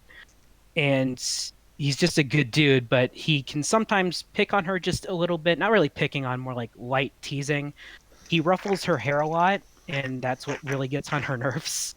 But he's in general just a really nice guy, and she finds herself developing feelings for him. But As but one that's does.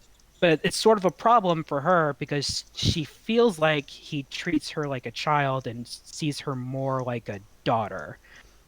I mean, But we don't really. there is another problem that I can see, that if their relationship progresses to that point of she will I die. I know what you're talking about. She will die.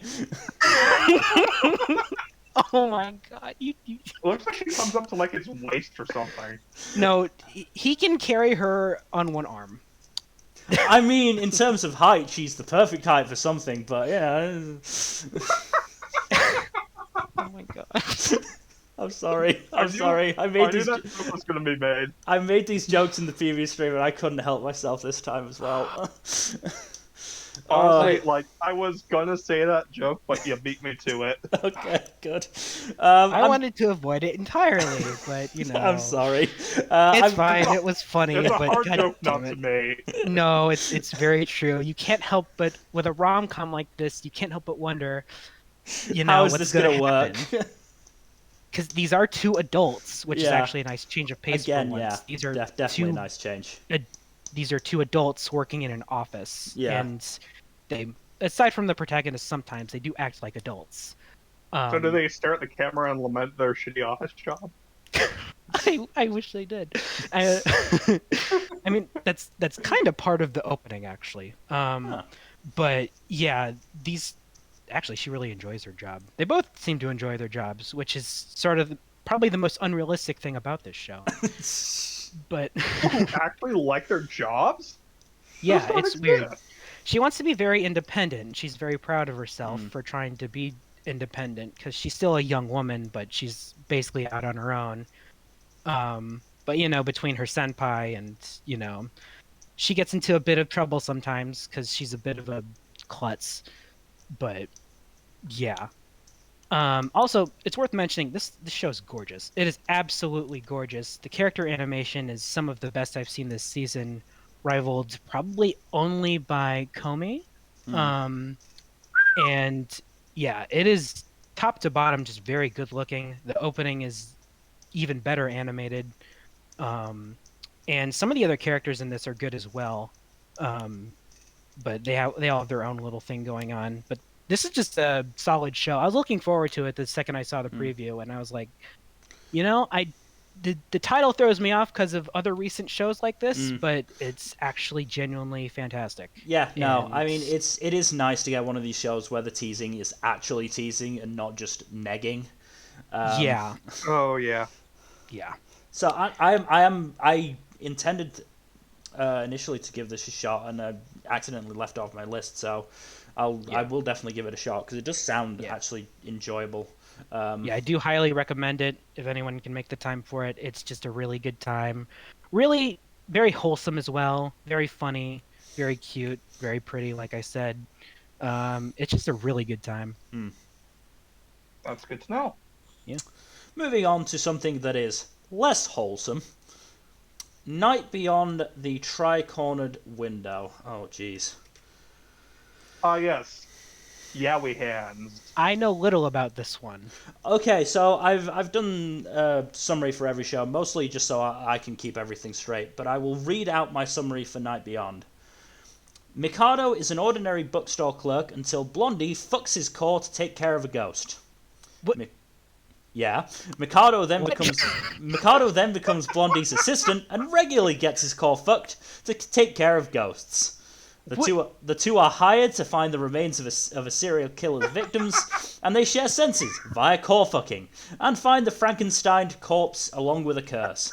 Blondie proceeds to eat the curse's heart, maybe. So is it actual fucking or is it just metaphorical fucking? Or is it in a weird gray area? Weird grey area. No actual, Okay. on-screen penetration. But at the same time, That'd be a hentai. yeah. At the same time, I'm fairly sure it is described as penetration of the core, and it The core clearly, is just another word for soul, right? yeah, and it clearly gives them pleasure. So, Bye. yeah. The issue is, I'm not 100% sure how consensual this is. Boy. Oh boy. Certainly the first time was not consensual at all. He literally just Yeah. walked up to. So the whole point is that Mikado can see spirits. He can't necessarily do anything about them until Blondie, whose name is actually where is the fucking show on Mal, so I can get his name because I don't remember it. Hiyakawa, till Hiyakawa arrives, notices that Mikado can see the ghost, fucks his core, gets rid of the ghost, and then, gets him as his assistant. The fact that I'm honestly not sure. My instinct is that the first one is not consensual. The ones after start to become consensual. Not to mention the whole thing of Mikado really doesn't want to be doing this job. He is afraid of the things he sees. And Hiyakawa sort of just pushes him into doing it. The other thing... Consent is really an issue in all things yaoi, isn't it? Yeah. The other thing is that this just isn't particularly well animated. Like, Great. there's no sense of bodily chemistry between the two leads. So, the fact that this act that is, supposed to be sex is being done, there's no sort of real sensuality about it, which probably doesn't help. Always a good sign. Oh, Hiyakawa also bites down on the shoulder muscle of Mikado at one point What? as part of the core fucking.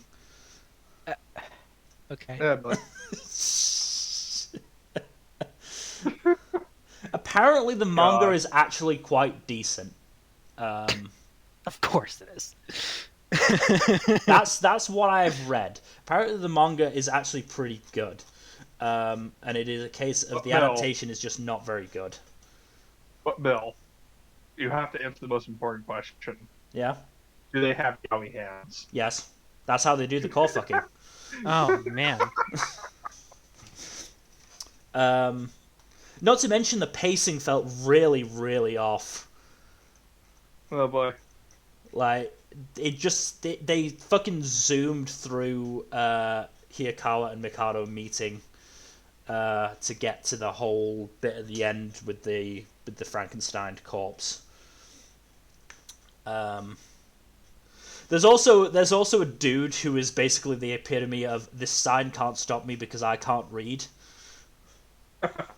Like, he's a cop who doesn't believe in any of this supernatural bullshit, and so it can't hurt him. It's kind of dumb, but that's probably one of the more entertaining parts about this. It's disappointing, honestly. I'll probably give it 3 episodes, see if it can maybe improve the pacing, if nothing else. But I'm not hopeful for it. Shame. Also, Mikado has granny glasses. Okay, that's funny. Like his glasses have like the little like necklace thing. Oh, that's great. Yeah, That's wonderful. He also just dresses like a grandma as well. Honestly, like all cardigans.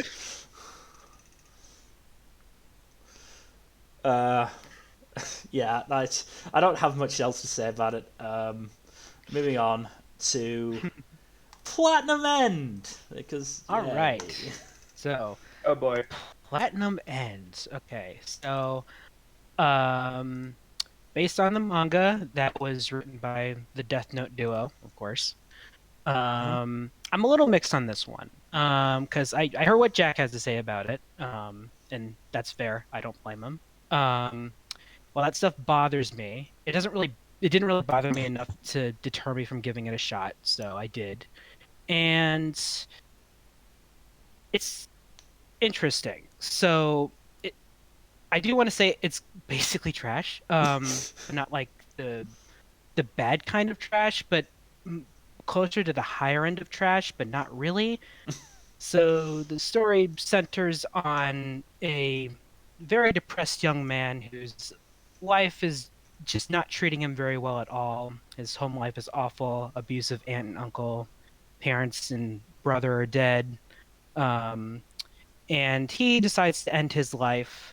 But an angel saves him before the deed is done and grants him wings and a red arrow that he can use to make anyone fall in love with him. But Red Arrow is licensed by DC Comics. How do they avoid the lawsuits?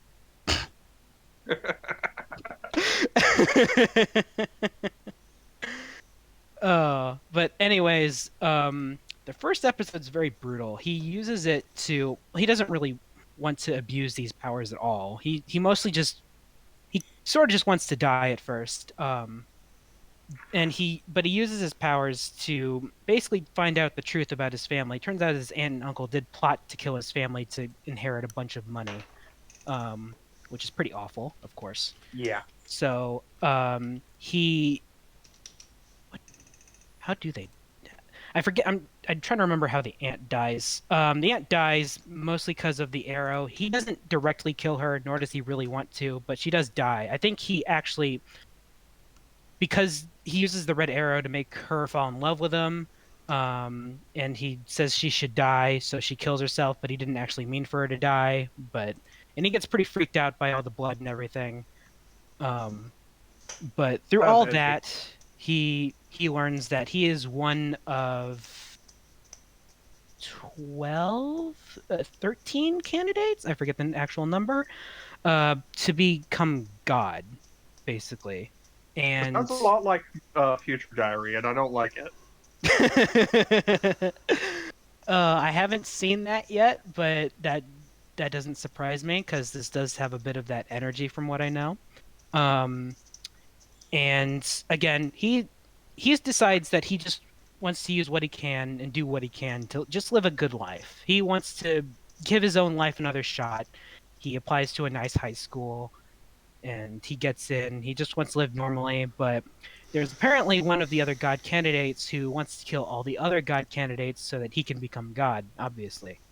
And he dresses up in freaking superhero armor, and stops crime, kills criminals using his red arrow and also a white arrow that can be used to instantly kill anyone. That sounds hacks. Yeah, well, it's because their powers are determined by the angel they have, because there are different ranks. our main protagonist has a special rank angel, which means he can use the white arrow as well, but he obviously doesn't want to kill anyone.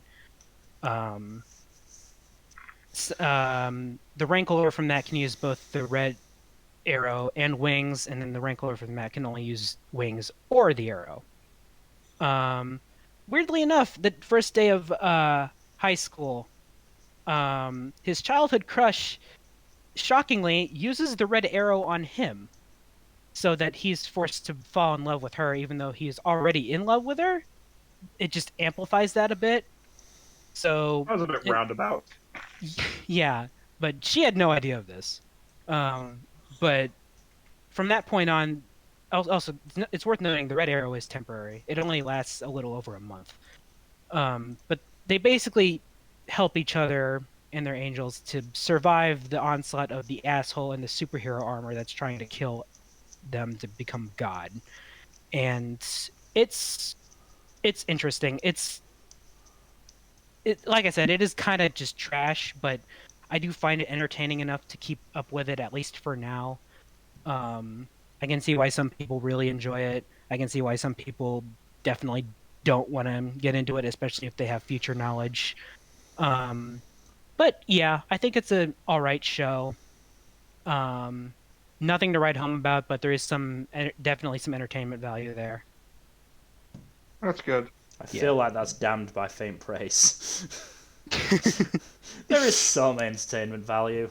Also, yeah, it's there, If he doesn't want to kill people, I feel like he's doing a very bad job at it.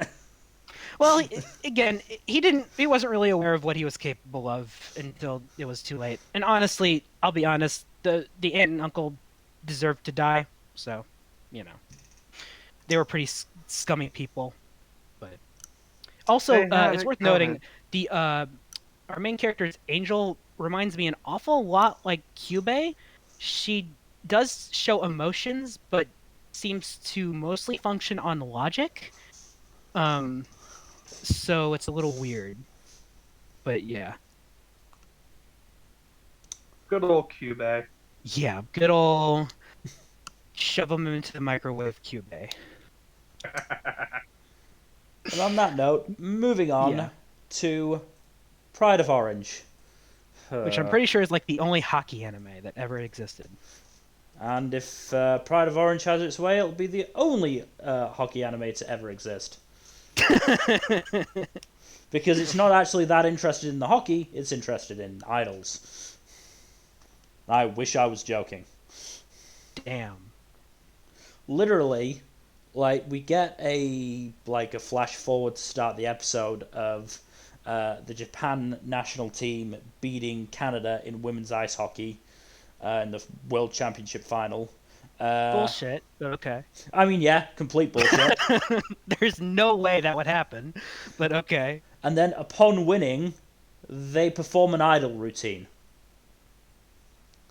As it turns out, when we go back to the technically present day, it is because the first coach that most if not all of these girls have is a pro who, I think a pro anyway. I didn't pay that much attention, honestly, after a certain point. This really bored me. I had to do it in 2 sittings because I just was so bored. So honestly, I'm not 100% sure of my information. Most of That's it fine. is, Keep going. It doesn't matter anymore. Most of it is honestly based on the what other people have written about it. So, so their coach is a pro who I'm fairly sure had dreams of being an idol before they became a ice hockey player. Not to mention, ice hockey apparently not the most popular sport in Japan. No, it's not. And so she wants to create a team of hockey playing idols to increase interest in the sport, which just feels a bit roundabout, but okay. Yeah. So she teaches them how to play, they enjoy it, they promise to come back. Meh. I'm not watching any more of this. I can't. Genuinely, it is just so bad. I will say the cast does look like Love Live rejects. They're just idol characters made to play hockey. And Yeah. the worst part is, because it's fucking women's ice hockey, there's no fucking contact. Oh. What's That the makes- point No of playing violence. ice hockey if you're not gonna slam your opponent into the barriers? Like, He wants blood in his hockey anime. Damn I it. want toothless girls. I do. I want Coulda girls just with cut that teeth. out. I want girls with Yeah, teeth, cut that teeth somewhere. missing, scarred knuckles, and getting into fights on the ice. What? Clips to take out context number 572. I don't apologize. I want to see proper ice hockey. No, that's fair. Hockey It's anime fair. doesn't exist, and this was their chance, and they ruined it. You ruined it. You ruined it. No, I'm leaving. Yep. Who the fuck is even doing this? C2C. Yeah, they've done good stuff too, so I'm a little confused. Yeah. I What wish else did they- I wish instead of fucking putting their effort into this, they'd made fucking season 2 of Bocce. Yeah, What? no kidding. Yeah, they did Bocce. Yeah. They also did And the Journey of Elena. Tsukimichi, Journey of Elena. And Harukana Receive. The fuck? In fairness, was Harakana Receive that good of an example of a sports show? Man. This could have been good. This could have been like the hockey version of Harakana Receive, but instead it's the ice hockey version of a bad Love Live clone. Yeah. Yeah, I don't know why they decided to put an idol. Why they decided to. I feel like it's that. I think it's the Powerpuff Girls meme of just like the guy creating the Powerpuff Girls. I know what you're just, talking just about. like cute girls, ice hockey, and then just oh no, idols.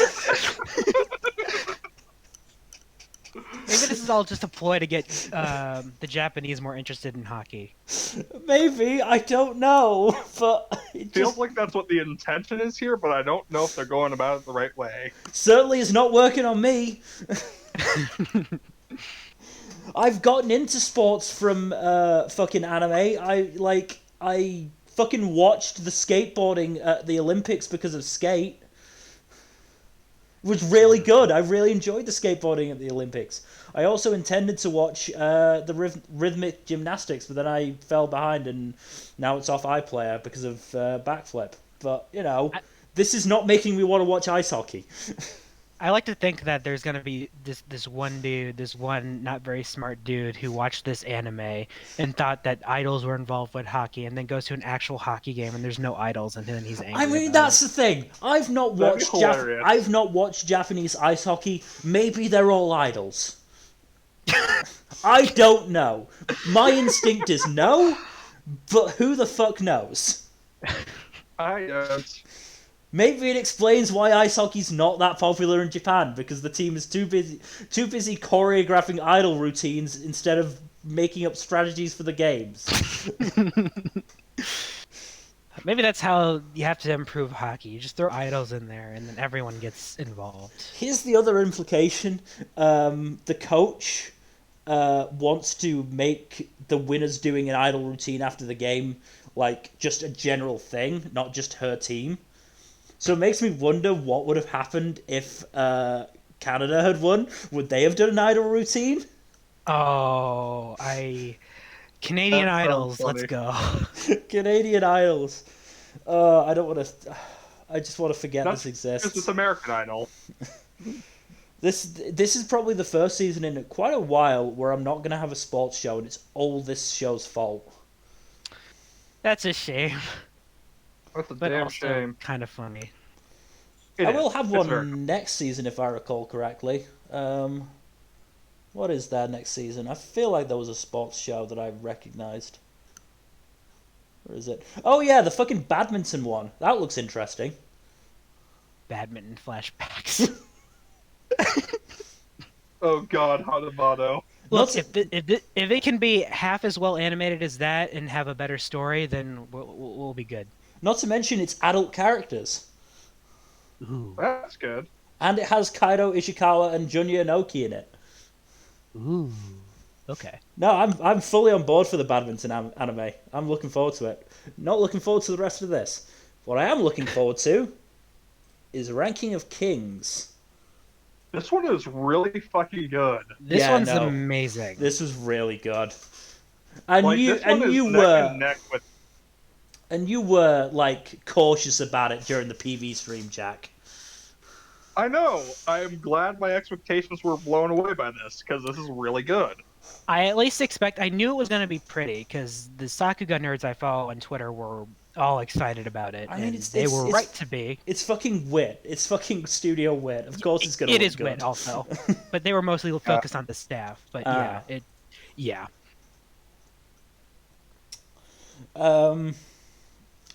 So, Bodji is adorable, and I want to protect. Protect Boji at all costs. Yes, I want to protect him, but I need to support him so that he becomes a proper king. Just while on the subject of Bodji, he does use sign language is used by Bodji and what's his face, Domas, and apparently it is accurate. And in fact, they got sign language consultants for it. Well, they're getting help from the Japan Sign Language Institute or something like that. That's good. The Institute for, I think, the Deaf and Hard of Hearing or something like that. Tokyo Federation of the Deaf. That's interesting name. The Federation. All right. The other thing is, and let me just find that article if I can. There is a hard of hearing animator working on the show and working on the sign language. Oh wow, that's neat. That's cool. So it's it's being very respectful because as somebody else it could have very easily been not included sign language at all and just had Kage translate for Bodji whenever needed. But the fact is that the Bodji is able to communicate without having to speak, and there are people in his life that are willing to put the effort in to be able to communicate with him.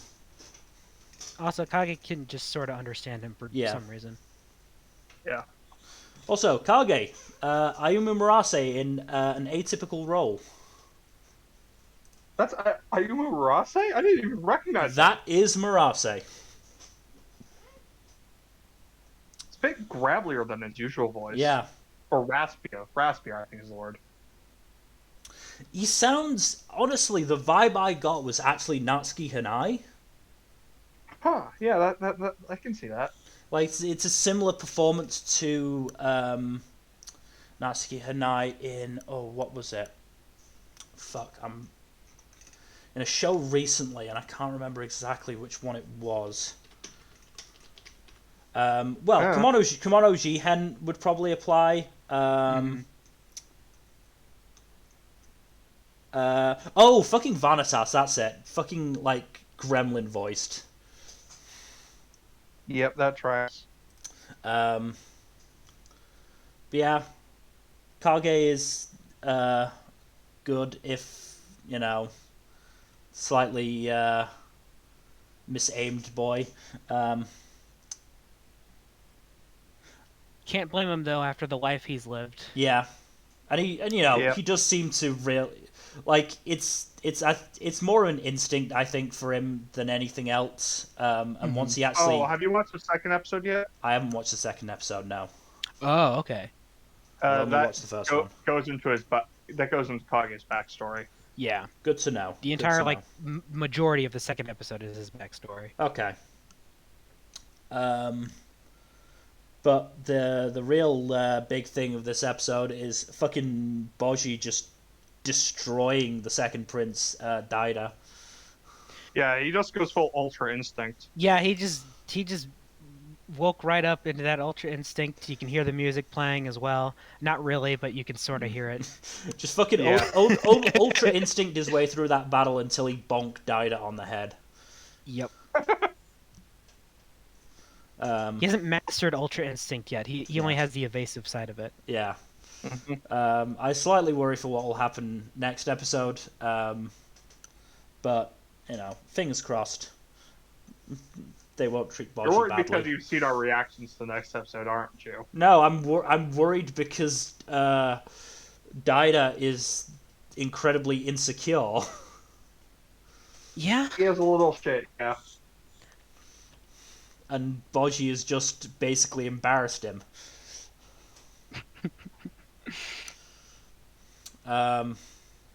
Yeah, no, Boji is adorable, and I will accept no shit flung at him. No, exactly. The show is amazing, Yeah. and hopefully it continues to deliver. Mm-hmm. Yeah, this show is neck and neck with Komi for my top spot of the season. It's probably They're my both- favorite this season so far. Yeah, they're both really extremely good shows. Yeah, Yeah. there's And a I lot was of not good stuff this expecting season. This one to be really good. And this Yeah, is no, this like- is this is 2 core as well. So Oh, shit, it is? Yeah. 23 yeah, I think it's episodes. 23 episodes. Yeah. Yeah. So yeah, really looking forward to getting to see this continue. But moving on to the next show on our list, Rumble Garandoll. another mecha. Another mecha This show. another weird one as well. I got all the weird stuff. So yeah, Rumble Garandoll.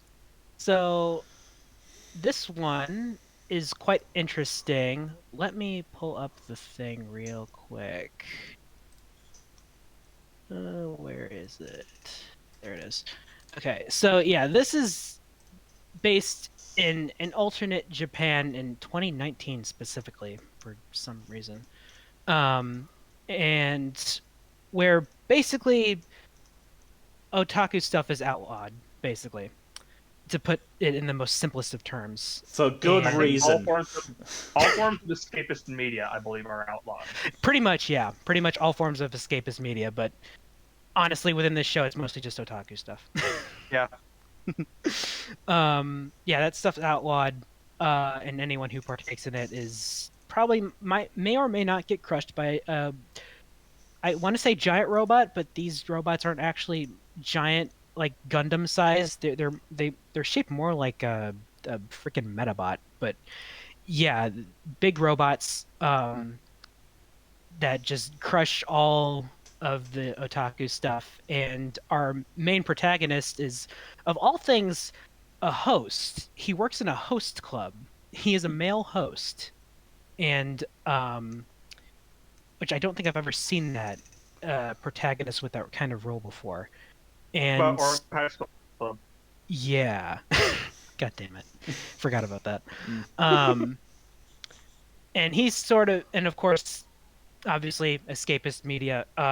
He ends up, in the crossfire of the district he is working at being attacked, and he's rescued by. Well, he sort of saves himself. There's sort of this other robot kind of just standing there. He hops into it after hearing a voice, and it turns out that there's this girl inside of it, a battery girl, who just happens to like the same anime that he likes, but he denies liking it for reasons, I guess. We don't know why yet. But she knows he likes the anime because his ringtone on his phone is the theme song of that anime. That seems like a very, very easy way to, out yourself. Yeah, it's... Why would you do that, actually? Yeah. That doesn't make any sense. That makes no sense. Like, the instant somebody hears it and goes, wait, isn't that a fucking anime song? To be fair, Squint. in episode 2, someone does ask if they're familiar with that song, and they're all like, "What song is that? I've never heard of that before." Fair enough. So it does seem to be Yeah. an actually somewhat obscure anime, but Also, he is kind of a dumbass since he got himself into a mountain of fucking debt to a loan shark. oh yeah, that too. He got himself into debt because of a loan shark. But What, had to buy the latest figures? I I don't know what he Blu-rays? got into debt for. Actually, I don't think we know that yet. He's just in a lot of debt. Uh, but yeah, so he hops into this robot. He meets this battery girl, and she gets all excited because this is basically the plot to an anime. And then, because of all the passion she has, it powers up the robot, and they're eventually able to fight back a bit and escape. And that's basically the premise. Robots powered by anime passion, and this guy doesn't want any part of it, but he sort of just gets swept up in it anyways because he has to pay off his debt. So it's very weird, very colorful, um, very funny. Bombastic. I think, yeah, very bombastic. It's pretty funny too, but its style of humor is weird. Oh yeah. Yeah, but it's a fun time. I like it. I'll stick with it for now. A lot of weird characters in this, but I think that's obviously the point. Yeah, I just want to say before we, I assume, move on. When thinking about oppressed otaku, all I can imagine is Futurama when they outlawed Star Trek. Oh yeah.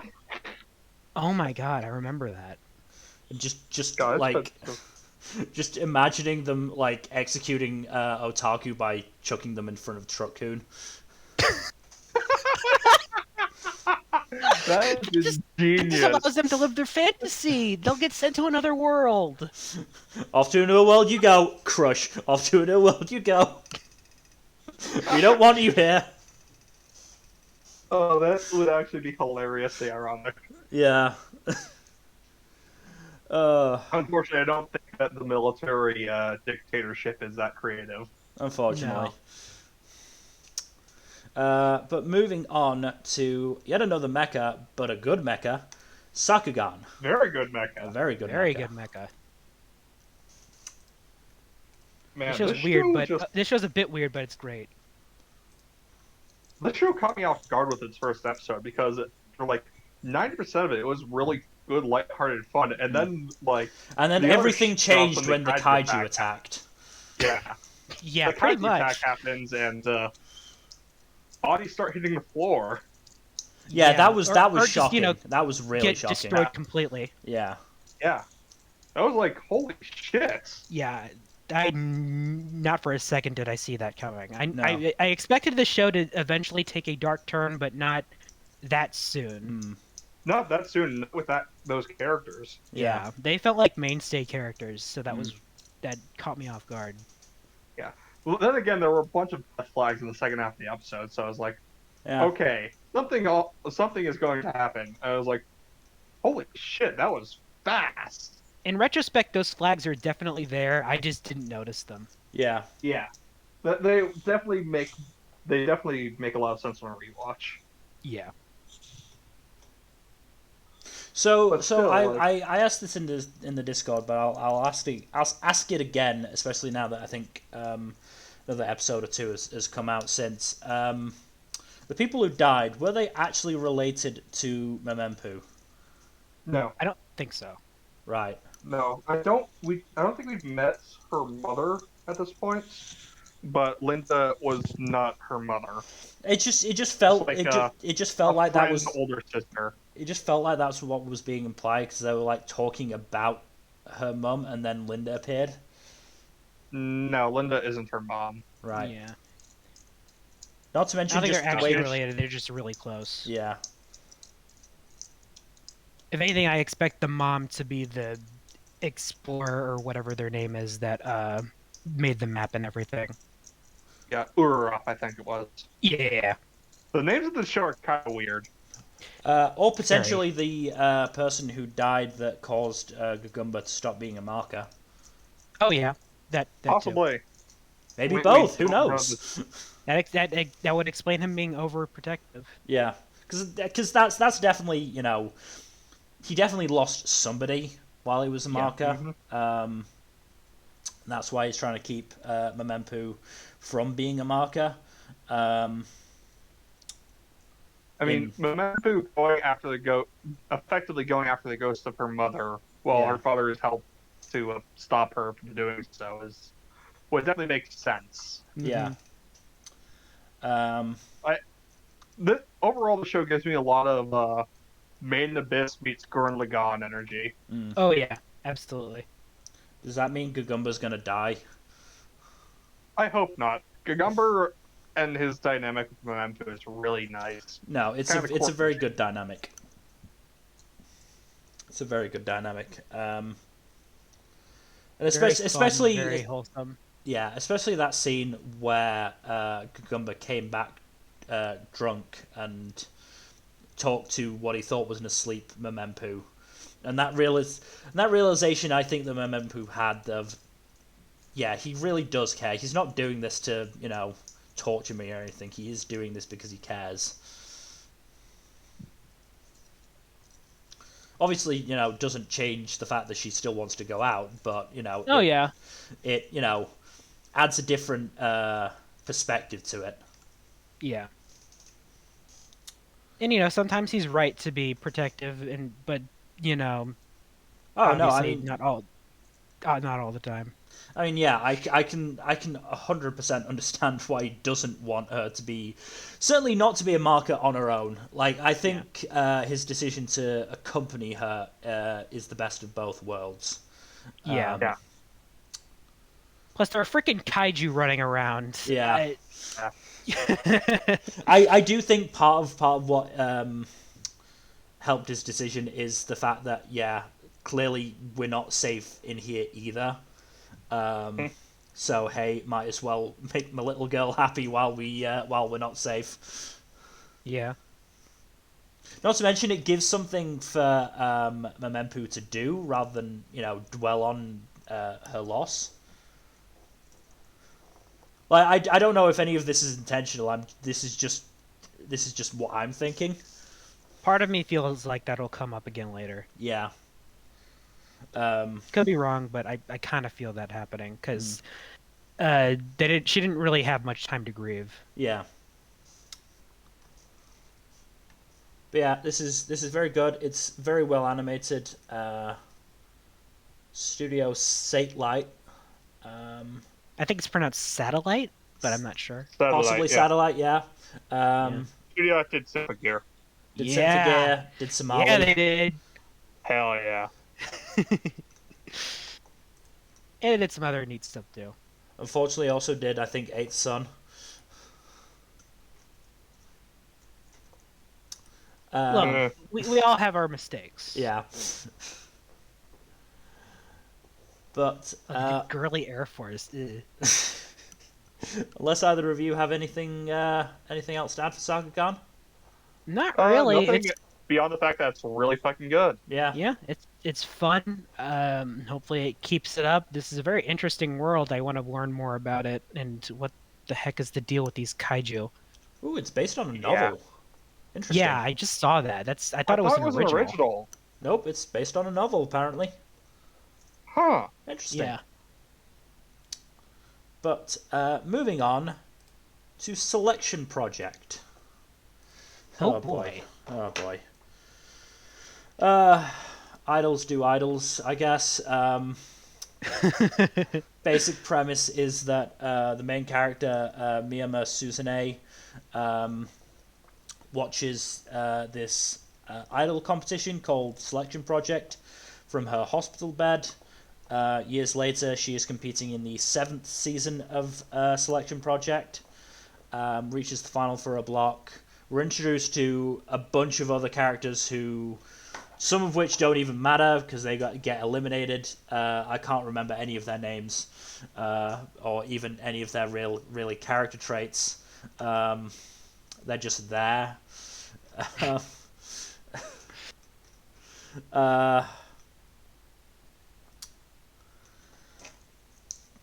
In the block that actually matters, Suzune has to sing a song from her favorite idol, the first winner of the Selection Project, who has since died. She freezes up in the middle and loses the competition by like a couple hundred votes. And congratulates the winner and walks home in tears. But spoiler warning: the summary on Mal says that actually no, the winner drops out because she thinks Suzune is better. And so, so that's how she gets it. And so That Suzune figures. actually ends up in it. Like, yeah. I mean, if I hadn't have read that, maybe the last scene would have been a bit more impactful, but maybe. Yeah, I'm still not that sure because I wasn't that invested. Oh, and this summary was written by Mal. What the heck? Yeah, it seems a bit, spoilery. That is spoilery. That is a straight up spoiler. Yeah. I mean, basically the summary just goes through the first episode. Wow. Yeah. This is typical idol stuff. Honestly, there's nothing really special about it, from what I can tell. Is it I mean, well you're not animated? gonna get. I mean, it's pretty well animated. It's Doga Koba, so Yeah, that's Kobo what I does heard good about it. animation. So yeah, I mean, there hasn't been any dancing yet. So we'd have to see on that front. But it seemed pretty well animated from what I saw and what I paid attention to. Oh shit! Dakota has a really interesting one coming up in next year. Oh, Which one? Shikimori's not just a cutie, or not just cute. I heard of that one. shame they're doing a Water-10 movie. Why? Why? I don't know. Wait, Doga Koba did Ikebukuro Westgate Park? What? Yeah, that's the weirdest thing they've done because almost all the stuff they do is mostly cutesy stuff. I don't. What the That's genuine really weird. fuck? What?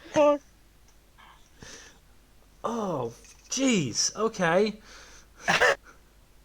That's the weirdest choice I've seen.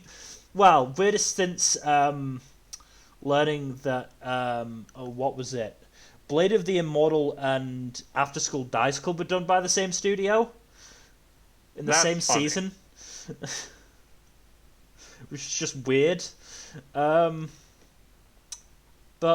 because I don't have anything else to say about Selected Project, it's idols. Like there is no real distinguishing feature for it other than the fact that there's a competition that's like fucking America's Got Talent, whatever that shit. Good idol shows are quite rare. I didn't Yeah. expect this to be one of them. No. But moving on to Shikizakura. Oh boy. So this one is actually not that bad. It's got a bit of a generic premise and all that. What with the whole fighting off evil whatchamacallits to save the world and whatnot. But it's for CG, all CGI show, it's surprisingly well animated, and the fight choreography especially is pretty damn good. But the premise is just not particularly unique. Hmm. I think is the word. Yeah, not particularly unique.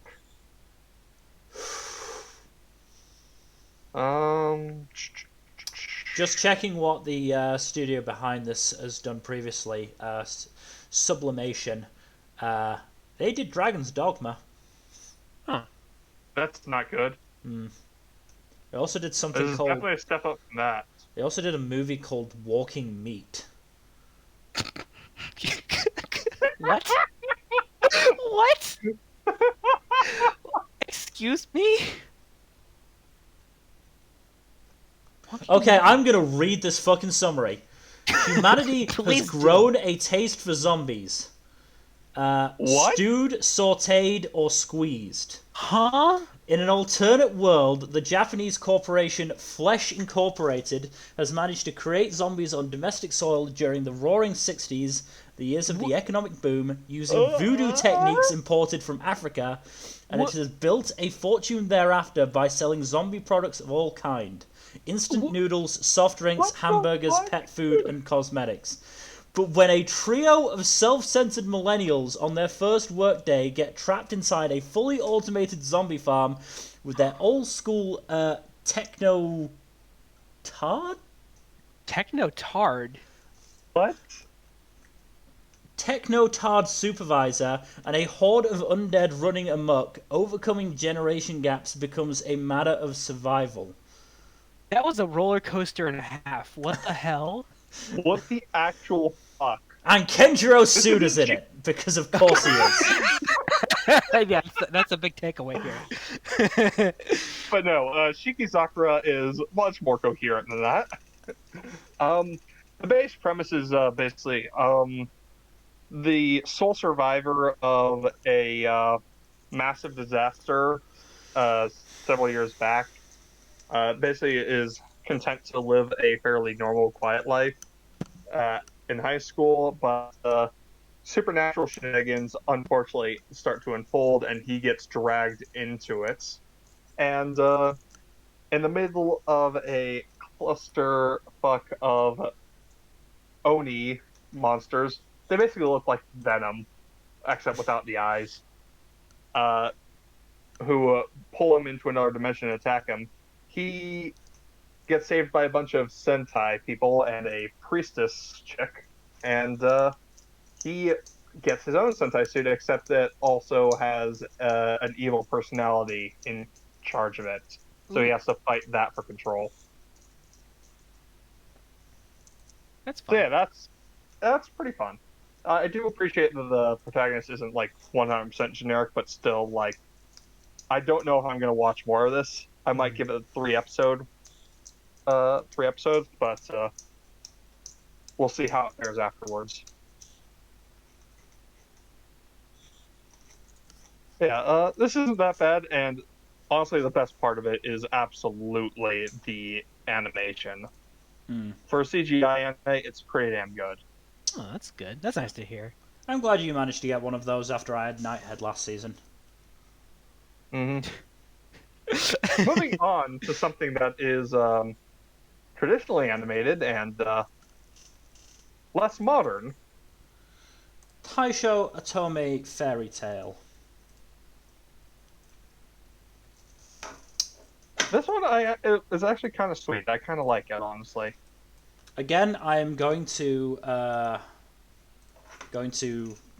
quote from Anifem. Inside Taisho Otome Fairy Tale, there are 2 rom-com wolves. One is about 2 marginalized people abused by the dominant power structures finding comfort and fulfillment with one another. The other is about an idealized wife girl fixing a sad disabled boy with her love. Don't know who's going to win. And that's sort of my issue.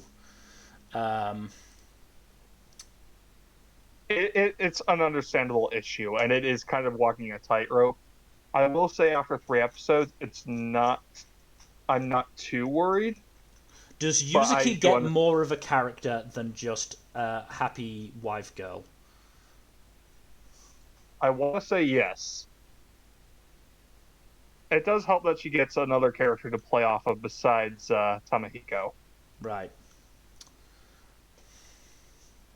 As nice as their dynamic is, like, having other characters for them to play off of is definitely important for giving them development. Yeah.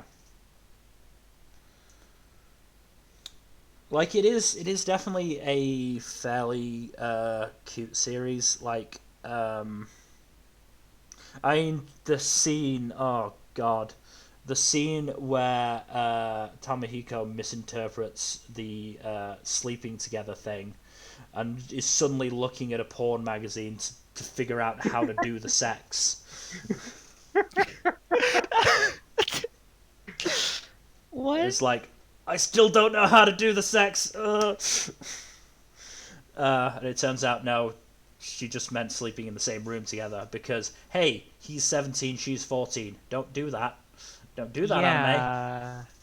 I mean, that's another, issue. A 3-year age gap is normally not an issue, but when they're at those respective ages, it is an issue. If they were both 4 years older, it wouldn't be an issue. Yes. Yeah, it's likely not go. we'll see what happens. I'll play it by ear for now and hope that The they issue, don't. the issue is that anime does not deserve the benefit of the doubt.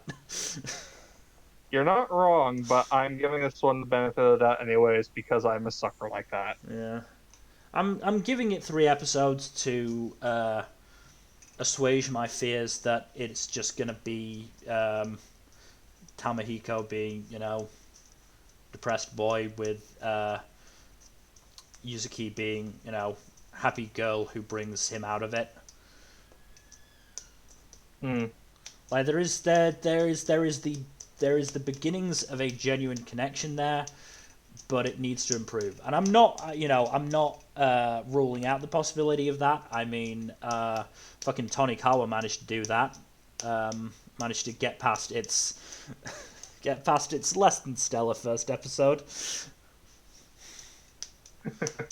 I won't go so far as to compare this to Tonikawa, but this is still pretty nice. Oh no, I mean It's definitely nice not. Tonikawa it ain't.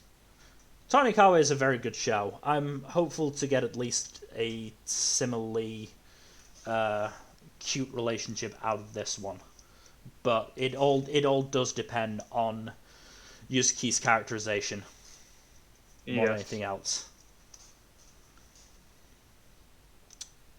But moving on to Takt.Op.Destiny. This one is another very good one. Yes, it is. Mill, have you watched beyond the first episode? I have not. I've only watched the first episode. Okay, then we'll keep it to just that for now. So this is gorgeous. Of course it is, because it's a collaboration between Madhouse and Mappa. So it has every right to be as pretty as it is. Yeah. And basically, on the first episode alone, at least, we know that there are these monsters that come out basically whenever there's music, and the only people that can fight them, or it's sort of hard to explain. There's my impression was that so first there was a shower of gems which allowed people to become, I believe, music arts. And then Blackstone started raining, and those became the D2, which are the monsters. And only by a music art and a conductor teaming up together could the D2 be defeated. Yeah, pretty much. Correct. Certainly, from the first episode, I don't have any info about sort of the connection between the conductors and the music art, and sort of how that forms what a music art actually is. I have been spoiled a little bit by the Mal summary. What does it spoil? Hold on a second. Well, it spoils Takt's backstory. Oh, oh wow, it does. Yeah. Why? I don't know. I don't know. And it's again rewritten by Mal, which seems stupid. That is very much stupid. But yeah, you pretty much got all that right. Yeah. So, use music-themed stuff to fight monsters. So, in other words, this does have a bit of that Simple Gear energy that I love. Gotta say, Simple Gear energy. Not to mention, I know some of the reviewers who talked about this weren't a fan of the dynamic between the main trio, but I was on board with it. I really enjoyed it. Same. I like that. They're great. People didn't seem to even mention Anna for some reason, which puzzled me. Well, she doesn't take as much as an active role as the other two, to be fair. But she is there just as the beleaguered mom character of these two eccentric idiots. Yeah, she is sort of. Yeah, she's the only logically thinking person in the room. Yeah, basically. Cosette is mostly sort of a robot that wants to just kill things and eat stuff, and then Takt is just wants to play freaking music. Really, just wants to bang his piano. Bad boy. I was gonna avoid the term. I don't musophile or something like that. I feel like there's a proper term for it, but yeah, Probably. this dude wants to fuck a piano, basically. I was happy with Bang because it allowed me to say, "Oh no, I didn't mean sex. I meant just play the piano. It's fine." No, No, no, he no. just We, want we to know fuck what the piano. we know what it is. We're not. He I'm wants not, to I'm fuck not the gonna piano. hide it. He does. He does. No, he freaking loves that piano, and you know Yeah. what? Good for him. Because boy, a world without music would be really boring. It really would. Oh yeah. Yeah. I would not be able to focus on a lot of stuff without music. Koki Uchiyama popping up again as Takt. Always love him in a main role. Oh, Kaede Honda is Anna. That's neat. Mm-hmm. Yeah. I don't remember what else she's in. Oh, she's in fucking 3 shows this season. What the hell? Some people be like that. Oh, that's what I remember her from. She was Elisabetta in Naruma. Oh. I did just love the gag of Takt falling from the roof and just creating a fucking human-shaped crater. That is so good. This face planting is great. I heard one criticism of the show that they really wish that the show would focus a bit more on its comedy, which I largely kind of agree with. This show is very funny when it wants to be, but it doesn't want to commit too much to it. Mm-hmm. I hope it does later, at least once things really get going and we learn more about what's going on. But and that is the one sort of negative I would have for the premiere, is that it really just doesn't explain a lot. And so in terms of episodes 2 and 3, episode 2 and beyond goes into a lot of what's going on. So fair enough. Like it's it's a negative just because it does leave the viewer feeling pretty confused in that first episode, but at the same time, it really does. This first episode is mostly just to show off what they're made of. And yeah, you know what? It's the style, and they're adding the substance later, which I'm fine with because this looked really fucking good. It's made to hook you. Yeah. Side note, apparently the way that this collaboration is at least somewhat working is that the first episode was done by Madhouse, the second one was done by Mappa, but apparently I heard they outsourced a lot of it. Yeah, because they're working on like a dozen shows and movies at the same time.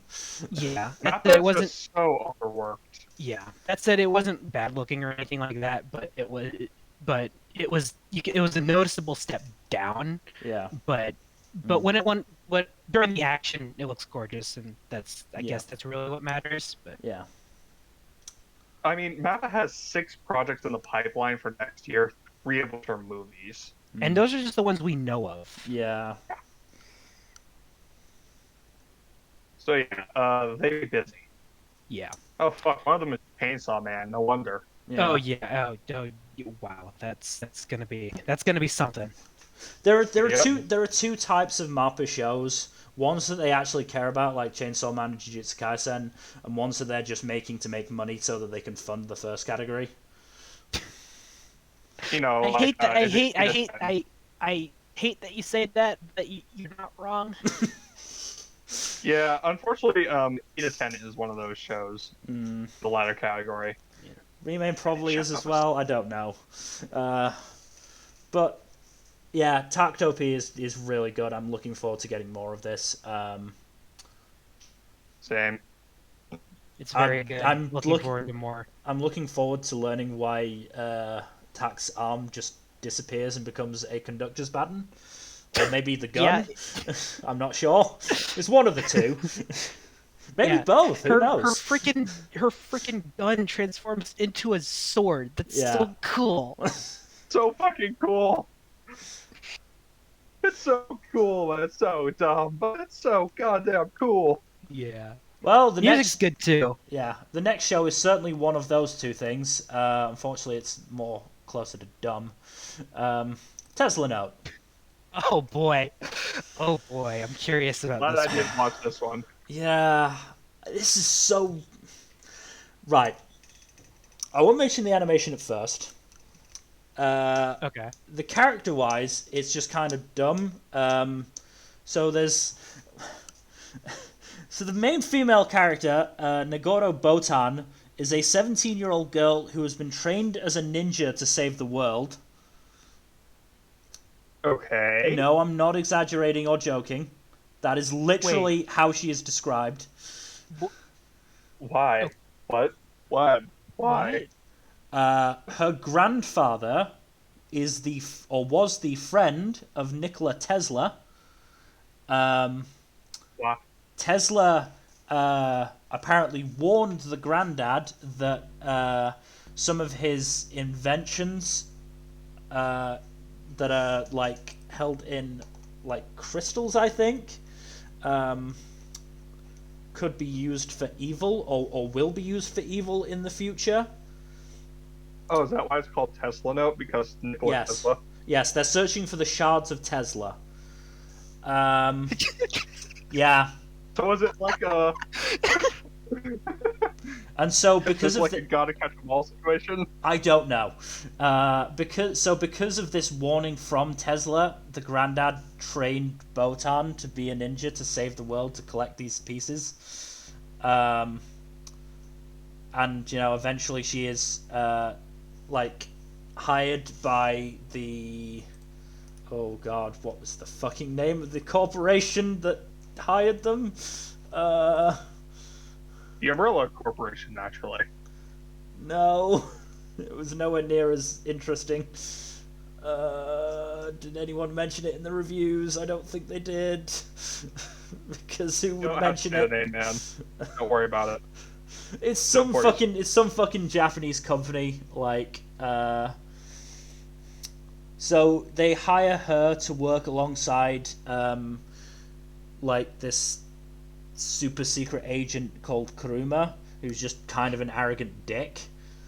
Like, who just basically... who basically just shits on Botan at every opportunity for most of the episode. Right. That's fun. And the thing they're investigating is a train warping from its, like, line to the middle of Oslo. Sounds fun. And the people on board have been melted. Sounds less fun. Yeah, not very fun. So Botan disguises herself as a researcher to get in. Kuruma is supposed to be standing watch. He does such a terrible job of standing watch that the person Botan is impersonating walks past him and walks back in, so she gets found out. Kuruma does then, try to do his... Botan gets herself out, thankfully, because that would have been a really shitty move on their part, but Kuruma, wants to help and apologizes and all that shit. And they bond over saving an old couple from a teleporting lorry, as Junichi Sawabe voiced character watches on. So on to the animation. Oh boy. Because the animation is very weird. Because on the one hand, first things first, the first thing I noticed, they have slight issues with lip flaps. Oh boy. They also have issues with shadows, which did not help the X-Arm comparisons in my mind, because I was gonna say this sounding more and more like X-Arm. They're not quite as incompetent as X-Arm. It's going to be really hard to meet that low bar. It really but is. I just took the studio. This is the only thing they've done. Yeah. Yeah. So like there was a scene early in the episode where Botan was riding a bike and the shadow just stuck to the bottom of the bike regardless of what direction or how she was facing the sun. And the shadows never like changed shape or lengthened or anything. It was dumb. The other thing, there's two more things. First, the frame rate is really weird at times. The frame rate? Yeah, it seems weirdly high. They need to patch that out. By the sound or the theory from what I've read is that they are using motion capture for some of it. and that is resulting in a slightly higher frame rate, I think. But it just looks oddly fluid. Also, the fact that characters are constantly moving, which is very weird. Like, constantly shifting and fidgeting. The second thing, and this is more of a positive, I really liked the animation for some of the facial expressions. Because a big thing with CG anime is that they struggle very much so to animate facial expressions in a human way. Oh boy. X-Arm. Smiley girl never stopped smiling. She smiled even when talking about genocides and the fact that her brother died. And when she was crying. But in this one, again, based on what I've read, I think they turned to traditional 2D animation to do some of the facial expressions to make them more like... Not Uncanny Valley. Yes, to make them more full of more emotionful and enjoyable, and it worked. Honestly, it did work. Oh, that's the other thing. They keep studios. I'm begging you, if you do a CG anime, stop trying to integrate 2D elements, please. Oh no! I'm begging you. No! I'm begging you, because there is a scene where it's Kuruma's introduction scene where he stops somebody from running off with a woman's purse, and he's in 3D, the woman is in 2D, he hands the purse off, and it looks so awful.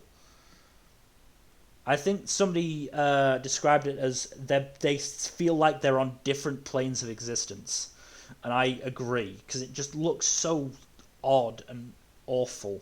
Please stop adding 2D stuff into it. Just go with the full hog with 3D. You'll be better off for it. Yeah, I'm not watching any more of this. Are you sure? It sounds like you were really into it. I'm not that interested in this stupid fucking plot line. There's a 3.8 on Mal. God yeah. Like I saw that as I was watching it because I was checking. I think I was checking voice actors. So Jesus Christ, it's 3.8. Oh my god, that seems a bit harsh. It's not that. I mean, bad. X-Arm was a 2.9. Yeah, it's not that close to X-Arm. It's closer to X-Arm. It's closer to X-Arm than most of the CG shows since X-Arm aired, but it's not that close. Honestly. The thing is, I feel like X-Arm should be higher because you can at least enjoy how terrible it is. This doesn't sound like it has that same appeal. I mean, I'll tell you what was actually a hilarious, what was probably the funniest bit of this episode, which is the fucking like head of the company that Kuruma and Botan are working for, literally just won't stop snarking in his head. And like that's genuinely a really good moment of the show. Just the fact that he is just so done with all of the bullshit.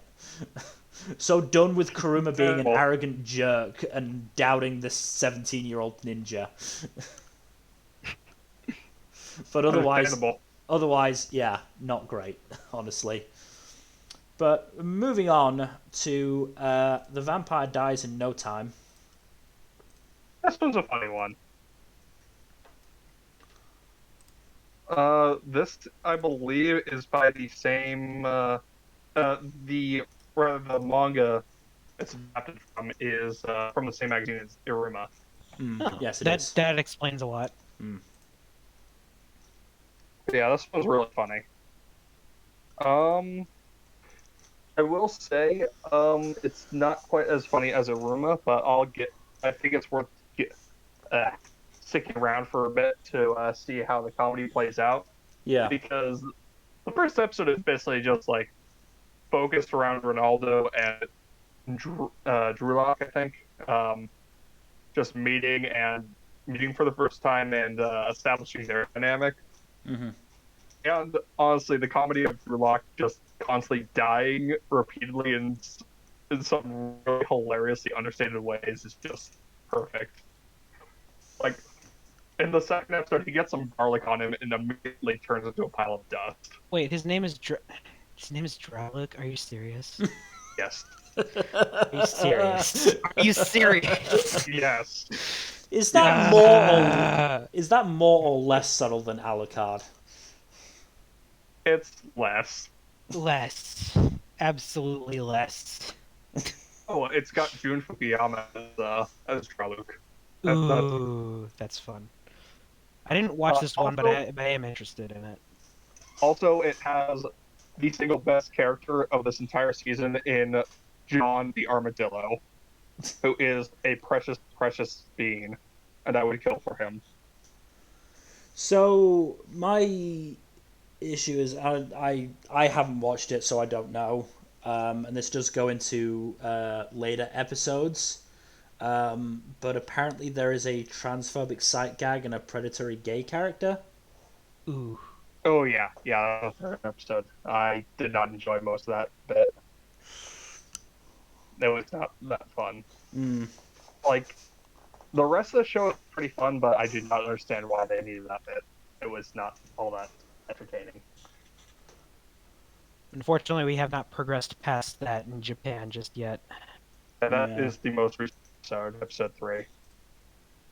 But on the other hand, in that episode, we also have a hilarious bit of a character horribly overestimating what Draluk is capable of. To hilarious effect. And honestly, seeing every single time Draluk dies is just damn near every single time is really funny. Just because of the variety of things that wind up killing him. Yeah. I mean, I think my initial issue with this show is that, or it was my worry that it would fall down the same hole as Sleepy Princess, where it found one or two jokes it liked and then pummeled them into the ground. Sleepy Princess moved past that, and I think you just dropped it beforehand, but this also moves past that. Yeah, because I literally was dying during episode 3, and not in a good way.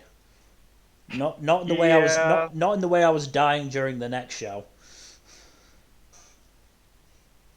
Honestly, like, I think you were a bit harsh on Sleepy Princess, but humor is subjective and all that. Regardless, I do really like this one. It is pretty damn funny. Even if I don't like the some of the humor that's in a couple of the later episodes. Or in episode 3, rather. It's overall still pretty entertaining. Okay. But moving on to our final vampire show of the season, Visual Prison. Jesus Christ. Jesus. This is a show. yes, this is a show that exists, and I am on board. First off, I first watched this earlier today, actually. And that first episode has basically no plot in it at all. It's just it has 5 musical numbers. It has 5 musical numbers. Yeah. 4 of which are different songs. I was wondering if there was actually going to be a plot in this show. I don't know, and I honestly at this point don't care. Episode 2 does introduce a plot, but it's... wow. This is the single most homoerotic show this season. Oh, absolutely. And I am on board. So apt. It's somehow more homoerotic than the literal boys love anime. Yeah. I mean, we have our trifecta of vampire themes. We got the romance in Irina. We got the comedy in Vampire Dies in No Time. And we got the super melodramatic homoeroticism in this one. This is about pretty boys being melodramatic and super gay. Yeah. I mean, here's the thing. I have no idea how nobody has figured out that these singers are vampires. They are literally the most vampire-y vampires I have ever seen. They get have distracted by how hot they are, obviously. they have wings. They have fangs. They pull microphone swords out of tattoos. One of them literally sucks the blood of another one of their band members. Like, what? There's an angel squad and a goth squad. Don't get me wrong, I love the goth squad. They are just fascinating. Like, The show is just so much. This is so. This is It's so a weird, lot. and as I said, I'm on board. I think I'm in love. It reminds me a lot of Hypnosis Mike, but this Oh, goes God.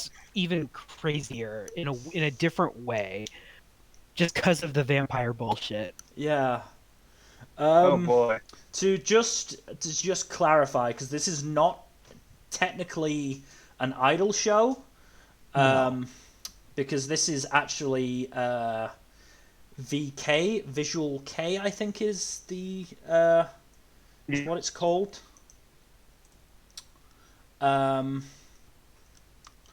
Which is a different genre of music, which is very much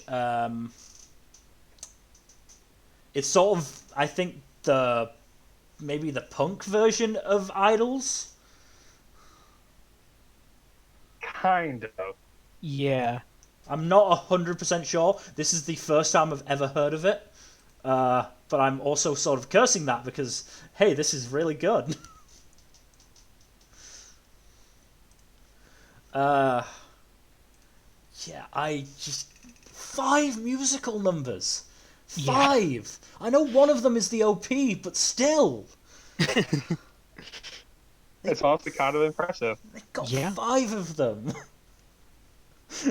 Yeah, no, it's genuinely impressive.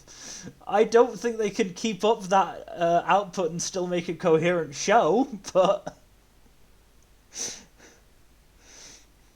Oh my god. Fuck it. Like, I'm gonna keep watching this. Yeah. Oh.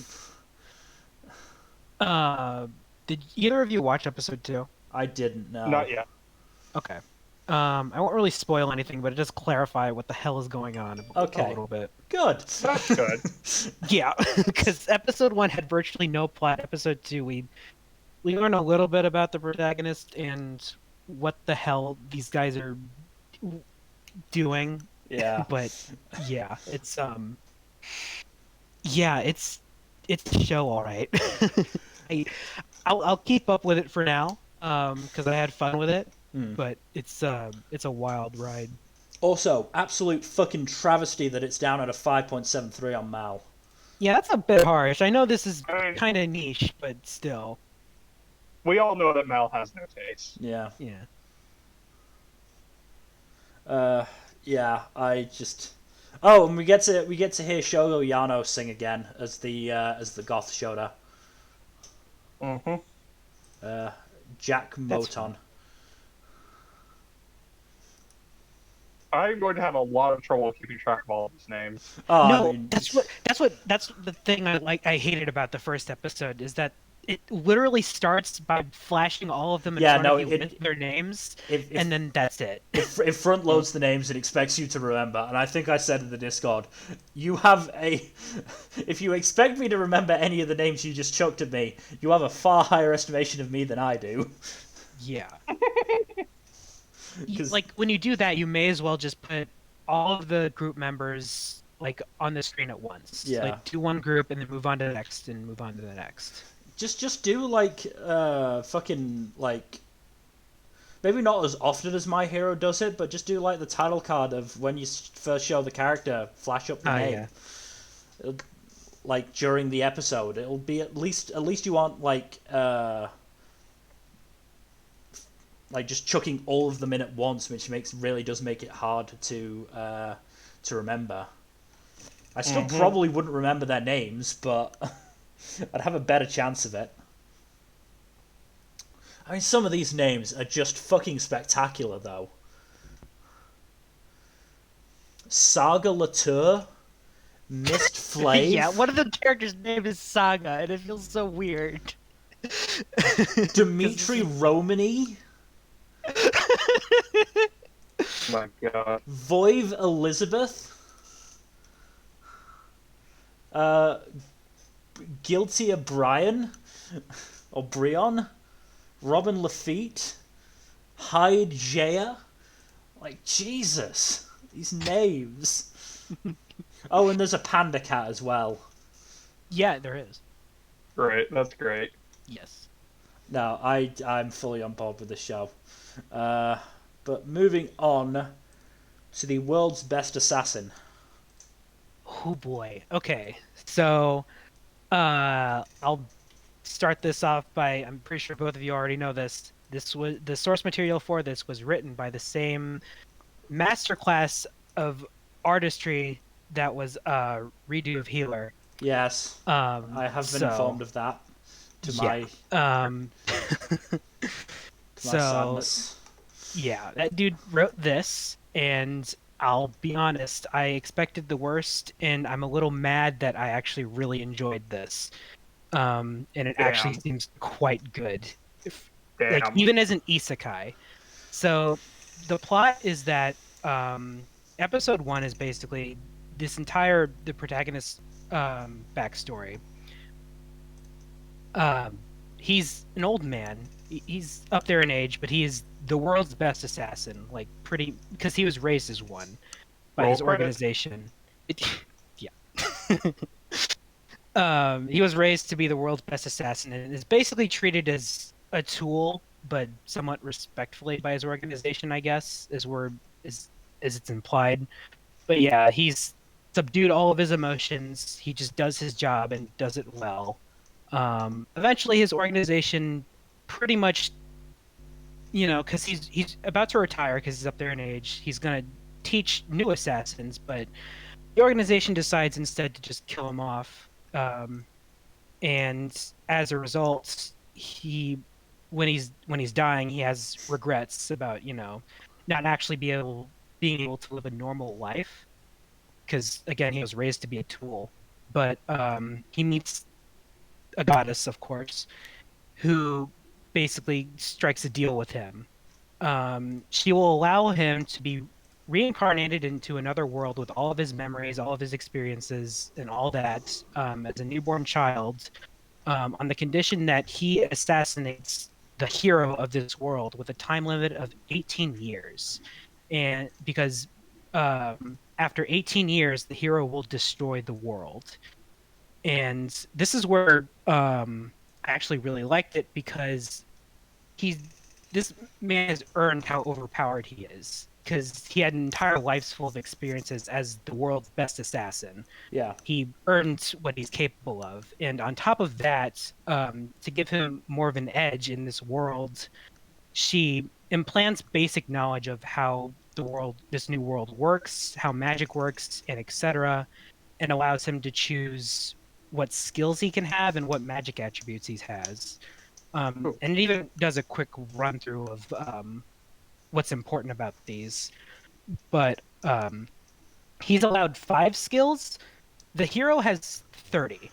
So that gives you an idea of how strong this hero is, and he's well aware of it. Like, okay, this is not going to be easy. So he chooses skills that basically allows him to become basically limitlessly stronger in a short, condensed amount of time, and some other stuff like the ability to create spells. And so yeah, he's reborn and everything. And for a while, he gets to live a relatively normal life with his family. And eventually he becomes old enough to learn how to use magic. And he's totally, like, he seems to be enjoying his life, but he's well aware of his goal. And that's what he's focused on. Because once he kills the hero, he's going to live the life he wants. But once he meets his magic mentor is where it gets really interesting, because he and her start breaking down the magic system and learn how he can use his ability to create spells to make friggin' guns. Guns in my fantasy world? It's more likely than you think. Yes, and he learns how to use magic to make gold and other stuff, but he basically uses this ability to create guns that he he used an incantation to summon the gun and a new incantation to create the bullet and fire it. And that's basically how it works. And that's what makes it on a more unique side of things. Um, but yeah, Interesting. and it's interesting how he and his mentor wanted to break it all down, and they're all really excited about it, and it's just really nice. But yeah, this show is very good, and I'm a little angry that this guy that wrote that garbage wrote something of this quality, because I'm really looking forward to watching more of it.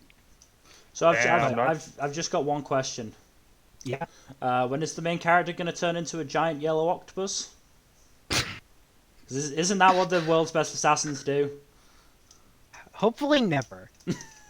Hopefully never. But uh he's the protagonist is very interesting because he subdued his emotions his entire life, but after being reborn and experiencing his regrets, he's like, okay, I'll open myself up a bit, and he's enjoying his life with his family. Oh, I forgot to mention, he was born into an assassin family, so Ah, there is that, which is that's pretty fun. important. But the interesting contrast is that, unlike the organization he was born into that taught him to be a tool, his father is like, we raise it we raised you to have your emotions because it's important to have that as an assassin because you're not a tool, you're a person. hmm. And that's what really hit me as like, oh no, this show's actually going to be good, isn't it? And yeah, so So would I you recommend really, it? yeah, I as much as I hate that this guy wrote it, I do recommend it, and it's also very well animated as well, Damn which it. helps. Aside from a bit of cringy CG, because the protagonist does eventually create this cannon that looks very weird. Um, but yeah, Well, it's maybe very he's doing well it to attract animated. bitches because bitches love cannons. Yeah, but at least when magic is used, most of the time it's very well animated, and the main character is good. A bit simple on the simple side in terms of personality, but he's good. Hmm. His mom's really weird. I'm not gonna say why. It's better that you find out for yourself. But she's a really Fair nice enough. woman. Bold assumption to make that I'm actually going to watch this. Well, if you do watch it, you'll find out. Um, but yeah, she's and his dad. There's one thing I was really worried about. I'm not gonna talk about it because I've been going on for a bit now. But there is one thing that I was a little worried about with the father that luckily I was wrong about because but it does relate to me thinking about the guy that wrote this. Mm. So, but yeah, if you guys decide to watch it, I do wholeheartedly recommend it, at least at this point. Hopefully it keeps it up, but yeah, it's good isekai for once. So, That's nice. yeah. So moving on to our final show of the premiere stream, World Trigger Season 3. Yeah, it's World Trigger Season 3. We're back to the rank wars again. Um, In fairness, we're nearing the end of the rank wars. We will finally get out of it. Of course, the anime won't yes. get out of them for another, 5-10 years, but considering the pace of the Yeah. manga, but Yeah, we're probably not going to get a season 4 of this for a while. if ever. Yeah. I mean, they went back to this, which honestly I'm shocked about because Yeah. season 1 had some great high points because of the invasion arc, Mm. obviously, which was awesome. But by and large, it wasn't that great of an adaptation. It was very awkwardly paced, and the animation wasn't that great most of the time. Not to Aside mention, from not that, to mention, it wouldn't show any real injuries. yeah. I haven't actually watched the first season. I've watched some clips of it, and Mhm. I watched the clip of Jin versus the rest of them during the Black Trigger retrieval arc, and when he fucking Yeah. beheads Kikuchihara, it's so awkwardly shot to avoid showing that he's actually been beheaded.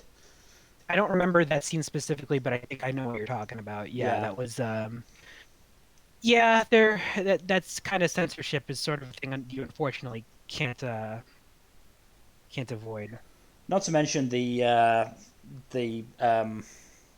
Trion was a weird green color rather than Yeah. black. Which again, these are things that they've improved on in the second season, which is great. Yeah.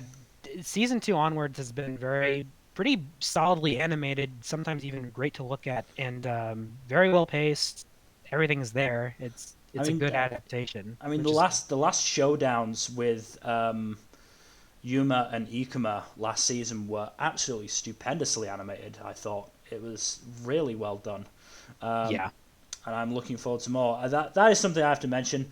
God, I love Ikuma. He's such a fucking himbo. He's Yeah. such a fucking himbo. Like He's so good. I love him. He and his squad are just so dumb. Like Yes. in the OP, they have shots of all the various squads, and fucking Ikuma squad is them playing music of just fucking Ikuma, just playing a guitar, and the others except for Maori just like indulging in him. Just oh god. Yeah. I love that whole squad. It's Yeah. great.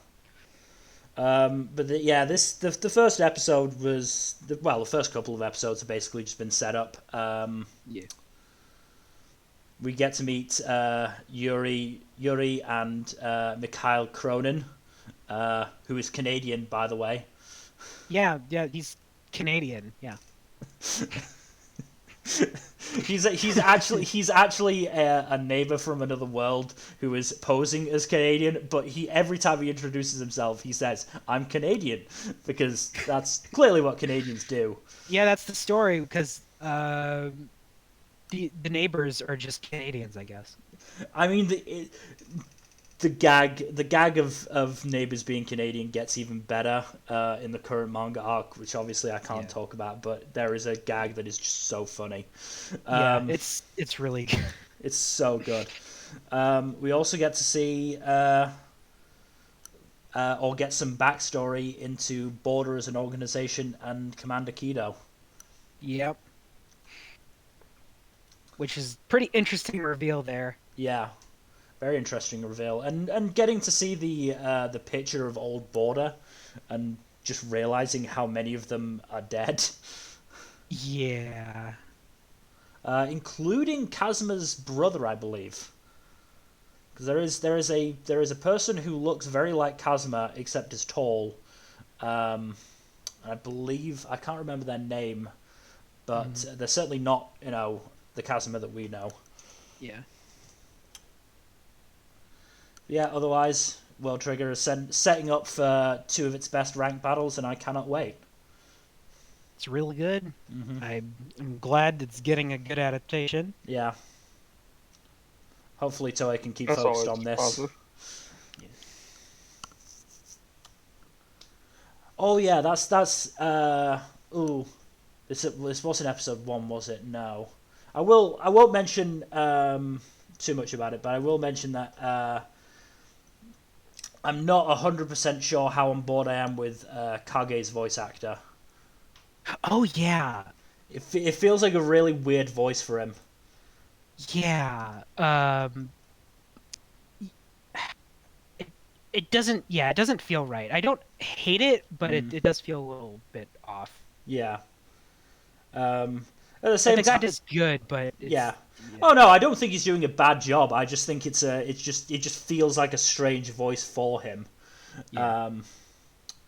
I mean, at the same time, I felt similarly in the second season when I first heard who was voicing Yuma, and I've slowly gotten on board with that voice. So it'll probably, as I get used to it, it'll probably be fine. As I said, just felt weird. Yeah. But otherwise, that is everything. We hope you have enjoyed listening to us talk about the premieres, and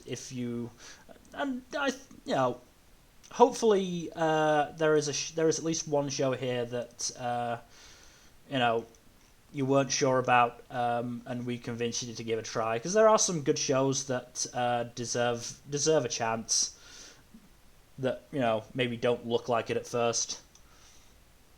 Yeah, there were a few of those for me. That's for certain. I mean, there are also some shows that don't deserve a chance, but it's Yeah. Yeah. This is very much a season of very high highs and unfortunately quite low lows. Yeah. Obviously But obviously also a far more stacked season than summer, because summer is the dead season. summer is the only season this year that hasn't been stacked. Yeah. And even then, it wasn't that bad. It was just a bit No, on there the were slow some side. there were some good shows. It's just Yeah. there weren't as many shows overall, and as a Yeah. result, there weren't as many good shows. To the point where I Yeah. finished Eda 10. Kind of regret finishing it myself. Yeah, I shouldn't have given it the benefit of the doubt after that episode 1. Yeah, I'm glad I didn't give it a chance, but that is unfortunate. You're lucky. Yeah. So, in terms of future streams, Tuesday, Fuzzy and I will be playing Continuing Control. Thursday, we will be doing our Movie Monsters tier list in celebration of Halloween. And then next Saturday is we'll be discussing horror and thriller tropes. Again, as sign of the season. Despite what that person in the building across from me thinks with their Christmas tree. I can already hear "All I Want for Christmas Is You." All I want for Christmas is you. It's not on the radio yet, but the moment Halloween is over, it will be. Yeah. Oh, yeah. I mean, y'all in the States don't have an excuse. You've got Thanksgiving between Halloween and Christmas. There are no Thanksgiving songs. Then make That's true, some. there aren't. How hard can it be? What are you... Very. In terms of the next stream for us discussing fall anime, it is currently scheduled in for the 6th of November. That is only 2 weeks from now. But quite a few shows will have more than 3 episodes out by then, of course. Mm-hmm. I mean, some shows will be at like 6 episode points. Heike Story will be on its way to the end. Yeah, it will be. But otherwise, yeah, thank you for watching. Please give us a follow on Twitch and Twitter, and a subscribe on YouTube. And otherwise, we'll see you next time. Good night. Later. Bye-bye.